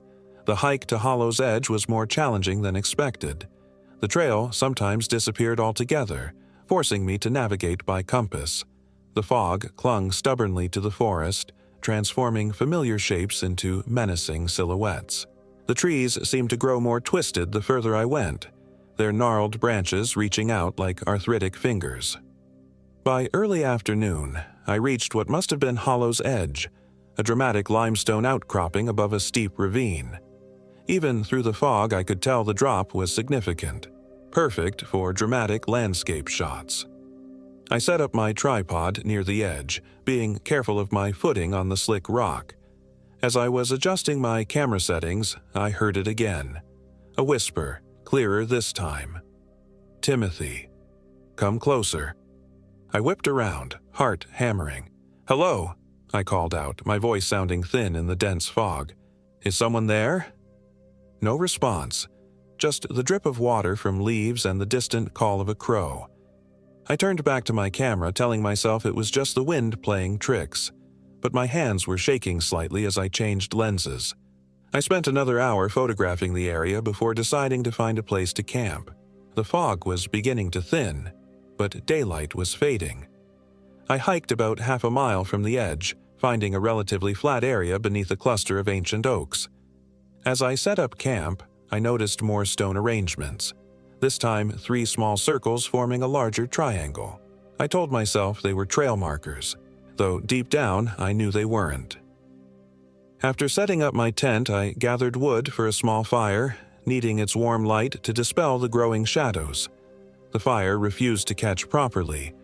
The wood, though not obviously wet, smoldered more than burned, producing acrid smoke that made my eyes water. When it finally caught flame, I could have sworn the fire flickered blue for a moment before settling into a normal orange glow. I heated water for my freeze-dried meal, trying to ignore how unnaturally quiet the forest had become. No insect sounds, no rustling of nocturnal animals, just profound, oppressive silence. As I ate, I reviewed the day's photographs on my camera's screen. What I saw made me nearly drop the device. In several of the landscape shots from Hollow's Edge, barely visible in the fog, was a figure. Human-shaped but wrong somehow. Too tall, too thin, standing motionless at the tree line. In each successive photo, it appeared closer to where I had been standing, though I had seen nothing while taking the pictures. My hands trembled as I zoomed in. The figure was blurry, but I could make out what looked like antlers or branches extending from its head. Its face was a pale smudge with 2 dark holes where eyes should be. "Trick of the light," I muttered, trying to calm my racing heart. Just fog and trees creating a pattern. But as I flipped to the next photo, I knew it wasn't. The figure was clearer, closer, its elongated arms hanging at unnatural angles. And the last photo in the series, the one I had taken just before packing up, showed it standing merely yards behind me. Its face now partially visible, gaunt, with skin like bark and a mouth stretched into a too wide grin. I dropped the camera, scrambling backward so violently I nearly fell into the fire. I frantically scanned the darkening woods around my campsite, seeing nothing but shadows that seemed to shift and move when viewed directly. "Timothy, I've been waiting for you." The whisper came from everywhere and nowhere, making my skin crawl. I grabbed my flashlight, shining it into the trees, the beam seeming dimmer than it should be. "Who's there?" I shouted, trying to sound authoritative despite my fear. "This isn't funny." Only silence answered me, but I couldn't shake the feeling of being watched by countless hidden eyes. I considered packing up and hiking out, but night had fully descended. Attempting to navigate the treacherous terrain in darkness would be suicidal. I was trapped until morning. I fed more wood into the fire, desperate to keep the light strong. Sleep was out of the question. Hours passed as I sat rigid, back against a tree, flashlight in one hand, my hunting knife in the other. Every snapping twig or rustling leaf sent my heart racing. Sometime after midnight, the whispering began again. Not just one voice now, but many, overlapping in a sinister chorus that seemed to come from the trees themselves. "Join us. Stay with us forever. We're so lonely." The voices were both childlike and ancient, filled with a terrible yearning that chilled me to the marrow. Worse were the sounds that accompanied them. Cracking branches that sounded like breaking bones, and a rhythmic scraping that reminded me horribly of nails on wood. I must have dozed off despite my terror, because suddenly I jerked awake to profound darkness. The fire had died completely, not even embers remaining. My flashlight lay beside me, its batteries drained. The moonless night pressed down like a physical weight. And something was moving around my tent. I could hear soft footsteps circling, pausing occasionally as if listening.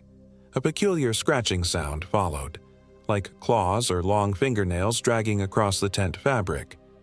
I held my breath, clutching my knife with white-knuckled fingers. The footsteps completed a full circle, then stopped directly in front of the tent entrance. The air grew impossibly colder. The tent zipper began to move on its own, slowly sliding upward with tiny metallic clicks that sounded deafening in the silence. In a surge of desperate courage, I lunged forward, yanking the zipper up myself and thrusting my knife outward, prepared to confront whatever horror awaited. There was nothing there, just empty darkness and the misty forest beyond. I scrambled out of the tent, spinning around wildly, knife extended. The campsite was deserted, but the stone circles had been rearranged again, now forming a crude human shape with my scattered gear serving as the head. That was when I noticed the scratches, 3 parallel lines carved into every surrounding tree, fresh sap glistening in the faint starlight. They formed a perfect circle around my camp. Dawn couldn't come fast enough. As the first gray light filtered through the trees, I packed my gear with trembling hands, determined to hike out immediately. I didn't bother with breakfast or even coffee, just shoved everything haphazardly into my backpack. As I was rolling up my tent, I noticed something that made my blood freeze. Scratched into the ground where my tent had stood was a crude drawing, a stick figure with antlers, next to a smaller figure that could only represent me. Between them was an arrow, pointing to a location deeper in the forest.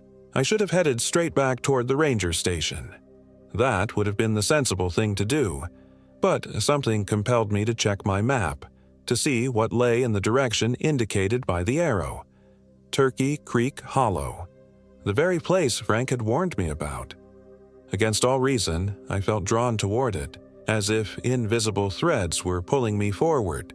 I told myself it was journalistic curiosity, what a story this would make, but deep down, I knew it was something more primitive. The same instinct that makes people slow down to view car wrecks, that draws moths to flames. I set off through the morning mist, heading northeast toward Turkey Creek. The forest seemed different now, the trees growing closer together, their branches intertwining overhead to block out much of the strengthening daylight. The ground became increasingly boggy, my boots sinking into the soft earth with each step. Strange fungi grew everywhere, pale, fleshy things that resembled human ears or fingers, clinging to rotting logs. The air grew thick with the smell of decay and something else, something metallic that reminded me of blood. After about 2 hours of hiking, I came upon a clearing that wasn't marked on my map. At its center stood a massive oak tree, far larger than any I'd seen in the forest. Its trunk must have been at least 10 feet in diameter, with roots that rose from the ground like writhing serpents. But it was what hung from the branches that stopped me cold. Dozens of crude effigies made from twigs and leaves, dangling from twine that looked disturbingly like human hair. They twisted slowly in the breeze, creating a soft creaking sound that had been barely perceptible until I entered the clearing. I raised my camera with shaking hands, compelled to document this macabre display. As I focused the lens, I noticed dark stains on the tree's bark, ancient rust-colored splatters that looked horribly like dried blood. The viewfinder revealed other details my eyes had missed. Small bones woven into the effigies, yellowed with age but unmistakably human. Finger bones, teeth, what might have been a child's rib. I lowered the camera, bile rising in my throat. This wasn't some hiker's idea of a prank. This was something much older, much darker. I needed to leave, now, but as I turned to go, I found I couldn't remember which direction I'd come from. All paths leading from the clearing looked identical, the trees forming seamless walls of vegetation. That's when I saw them. Crude stick figures carved into the trees surrounding the clearing, each bearing the same antlered head I'd seen in my photos. And beneath each carving, names had been etched into the bark. Sarah Rodriguez, 2018. Michael Williams, 2015. Rebecca Hill, 2020. The names continued, dozens of them, some so weathered they were barely legible, others looking freshly carved. With mounting horror, I realized these might be records of people who had disappeared in these woods over the years. And there, on a tree directly in front of me, freshly carved and still oozing sap, Timothy Hill, 2023. My legs nearly gave out. This couldn't be happening. I backed away from the tree, only to collide with something solid that hadn't been there moments before. I whirled around and found myself face to face with an old woman. She wore tattered clothing that might once have been hiking gear, but now resembled rags. Her white hair hung in matted tangles around a face so deeply lined it resembled tree bark. But it was her eyes that truly terrified me. Milky white, without pupils, yet clearly able to see. "You shouldn't have come to Whisper Ridge," she said, her voice like dry leaves scraping stone. "He's chosen you now." "Who?" I managed to ask, though my mouth had gone desert dry. "Who's chosen me?" "The Whisperer," she replied, gesturing toward the great oak. "The old spirit of these woods. He gets lonely, needs company." Her colorless eyes bored into mine. "I was like you once. Came here to paint the forest. That was 50 years ago. Now I serve him, lure others to take my place." She smiled, revealing blackened gums and teeth like yellow needles. "But he didn't want me this time. He wants you." I backed away from her. "You're insane. I'm getting out of here." Her laughter followed me as I turned and ran blindly down the nearest path. "Run all you want," she called after me. "The forest is his. Every path leads back to him." I crashed through the underbrush, branches whipping my face, roots seeming to rise up deliberately to trip me. The rational part of my brain insisted this was just panic, that if I calmed down and used my compass, I could find my way out. But when I pulled out my compass, the needle spun wildly, refusing to settle on any direction. My GPS watch showed only static, and my phone had no signal. Not surprising this deep in the wilderness, but intensely frustrating in my desperate situation. I ran until my lungs burned, until sweat soaked my clothes despite the cool autumn air. When I finally stopped, gasping for breath, I found myself in another clearing, one dominated by a circle of standing stones that couldn't possibly be natural. And I wasn't alone. A figure stood among the stones, a man, or something that had once been a man. He wore the tattered remains of what looked like ranger gear, but his body was wrong. Too tall, limbs too long, joints bent at impossible angles. His head was bowed, face hidden by the shadow of what I first took to be a hood. But when he slowly looked up, I saw it wasn't a hood at all, but antlers, massive ones, growing directly from his skull, intertwined with twisted branches and dead leaves. His face was a nightmarish blend of human and something else. Skin like weathered wood, cheekbones too sharp, jaw too wide. And his eyes, God, his eyes were like looking into ancient, hungry darkness. "Timothy Hill," he said, his voice the same whisper I'd been hearing, but now amplified, resonating from every direction at once. "I've been waiting so long for someone like you, someone who sees the beauty in my forest." I tried to run, but my feet seemed rooted to the ground. Tried to scream, but my voice caught in my throat. I could only watch in mute horror as he took a step toward me, movement jerky and unnatural, like a poorly operated marionette. "Your pictures," he continued, extending one too long arm toward me. "They captured me well. But pictures fade. I need something more permanent." My paralysis broke. I turned and ran again, blind with terror, no direction in mind except away. Behind me, I heard that awful laugh, the same one I'd heard from the old woman, but deeper, infused with the creaking of ancient trees and the whisper of dead leaves. I ran until I tripped over an exposed root, tumbling painfully down a steep embankment. My ankle twisted with a sickening pop, and I bit back a scream as white-hot pain shot up my leg. I lay there in the gathering dusk, ankle throbbing, completely disoriented. That's when I noticed where I'd fallen, a shallow depression in the earth that looked disturbingly like a freshly dug grave. Nearby were others, some overgrown with moss and fungi, others newer, the dirt still loose. I crawled away, dragging my injured leg until I backed against a tree. Using it for support, I managed to stand, putting minimal weight on my injured ankle. I needed shelter, needed to think clearly. Through the trees, I spotted what looked like a cabin, small, weathered, but unmistakably human-made. Hope surged through me. Perhaps someone lived out here, someone who could help me. I limped toward it, each step sending spasms of pain through my leg. As I drew closer, I saw the cabin was old, possibly abandoned. The windows were dark, the porch sagging. But it was shelter, and right now that was all that mattered.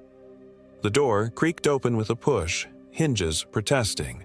Inside, illuminated by the last rays of sunlight filtering through dirty windows, was a single room containing a rustic cot, a wood stove, and a crude table. The walls were covered with photographs. I froze as I recognized them. Landscapes of Shawnee Forest, nearly identical to ones I might have taken. With trembling fingers, I lifted my flashlight and shone it on the nearest image. It showed Hollow's Edge, the same outcropping I'd photographed, and barely visible in the background was that same tall, antlered figure. I moved the beam to other photos.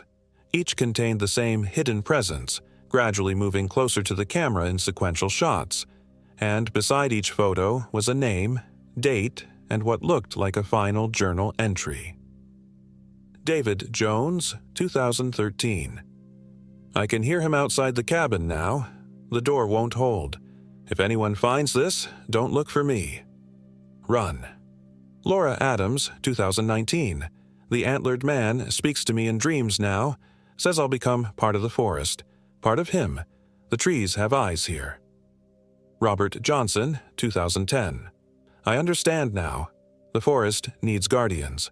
The whisperer is lonely. I'll stay. I'll watch. I'll help him find others. With sinking horror, I realized this cabin wasn't salvation. It was a trap. A place where the whisperer's chosen victims spent their final night before… what? Becoming like the old woman I'd met? Or worse, like the antlered thing itself? A scraping sound from the roof made me jump. Something was moving up there, circling like a predator. Dust filtered down as heavy footsteps crossed from one end to the other. I doused my flashlight, plunging the cabin into near-total darkness. Moving as quietly as possible, I searched for a weapon, finding only a rusted iron poker by the stove. Better than nothing. The footsteps stopped directly above me. For several heartbeats, nothing happened. Then a face appeared at the window. Upside down, the old woman's milky eyes staring in at me. Her mouth stretched in that terrible grin. "He's coming," she said, voice muffled through the glass. "He's so hungry." I backed away from the window, poker raised. "Leave me alone," I shouted, voice breaking. "What do you want from me?" "Want?" she cackled. "We want company, photographer man. The forest gets so quiet in winter." A thunderous crash came from the roof, the sound of splintering wood as something heavy broke through. Debris rained down as a dark shape plummeted into the center of the cabin, landing with inhuman grace despite the force of its fall. The whisperer rose to his full height, antlers scraping the ceiling, eyes gleaming in the darkness with an inner light like foxfire. In one fluid motion, he stretched out a hand toward me, fingers too long, nails like thorns. "Join us," he whispered, voice like wind through dead branches. "Your eye for beauty, your solitude, perfect for us." I swung the poker with all my strength, connecting with his outstretched arm. The impact felt like hitting solid wood, the vibration numbing my hands. He didn't flinch, didn't react except to tilt his head curiously, as if observing an interesting insect. "We can do this gently," he said, the whispers now coming from all around, as if the cabin itself were speaking. "Or not. Either way, you stay." I backed toward the door, keeping the poker between us.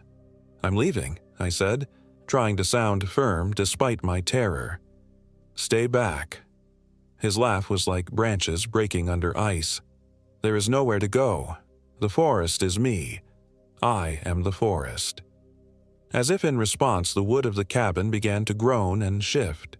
The walls seemed to breathe, contracting inward. Roots erupted through the floorboards, writhing like serpents.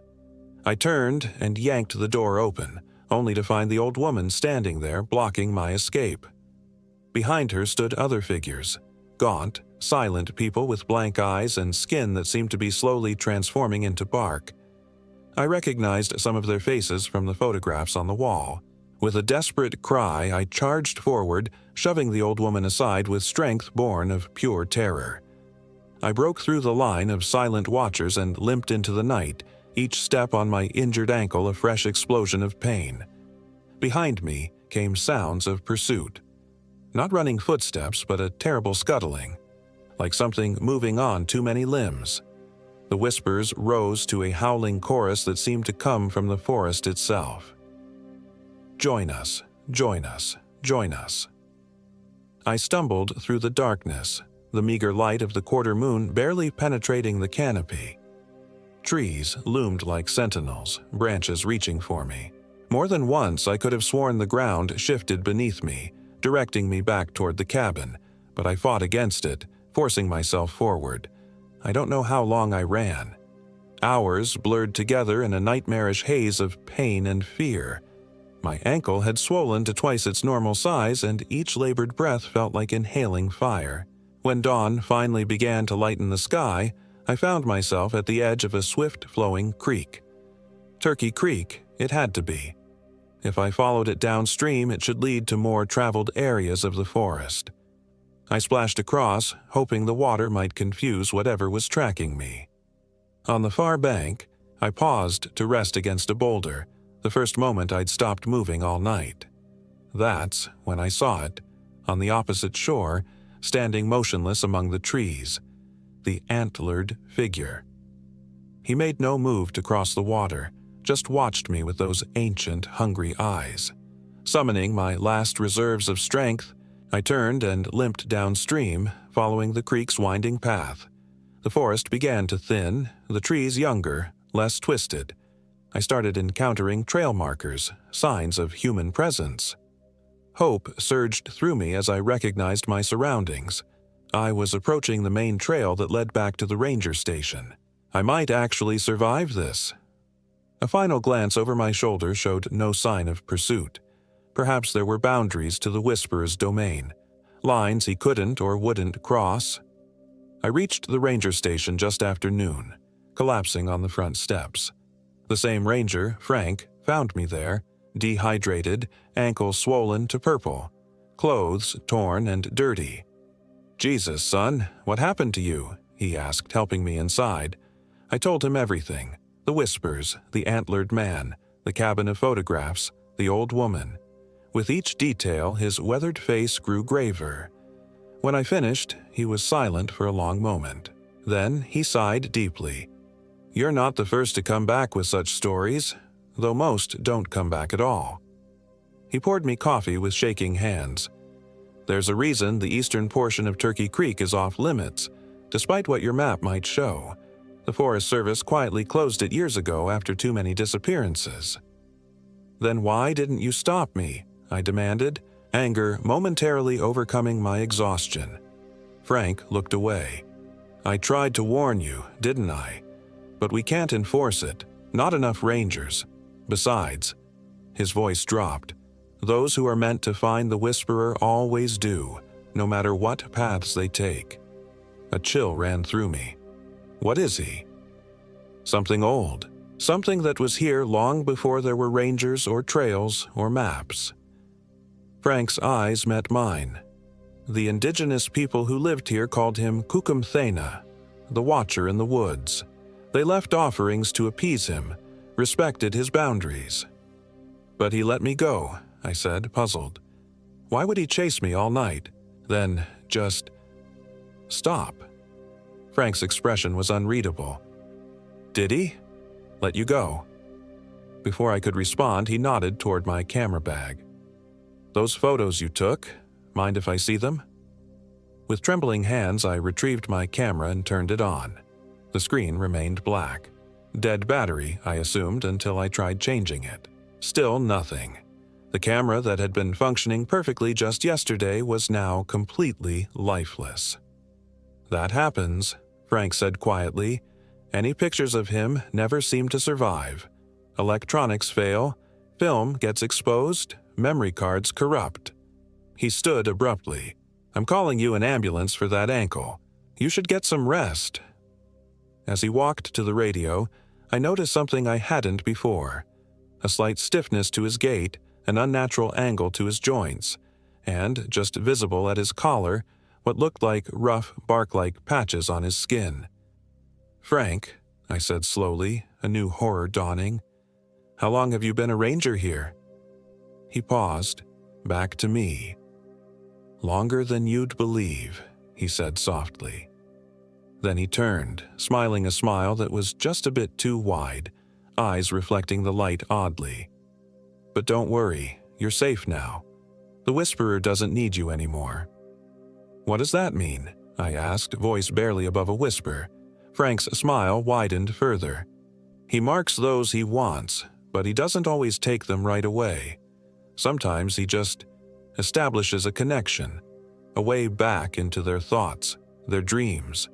He tapped his temple. "You'll be hearing the whispers again, Timothy.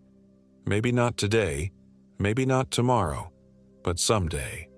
And when you do, you'll come back to us." I left Shawnee State Forest in an ambulance that afternoon.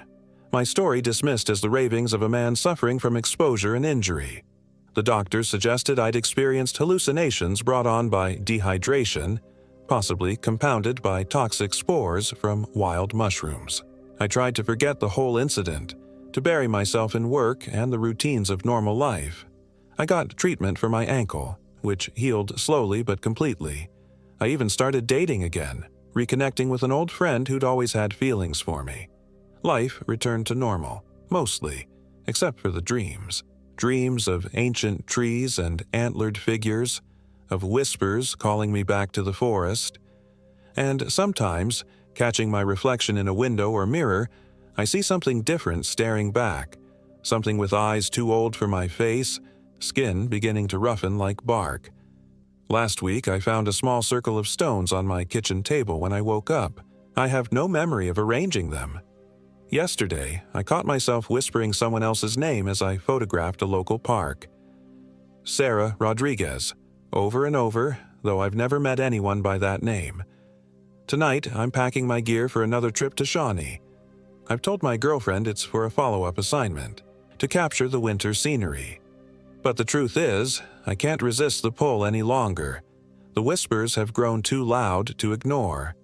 I know what awaits me in those remote eastern trails. I know I won't be coming back. But before I go, I'm leaving this account, my final photographs if you will, as a warning. If you hike in Shawnee State Forest, stick to the main trails. If you hear whispers calling your name, cover your ears and run. And if you see an antlered figure watching from between the trees, whatever you do, don't take its picture. It may decide it wants to keep you forever.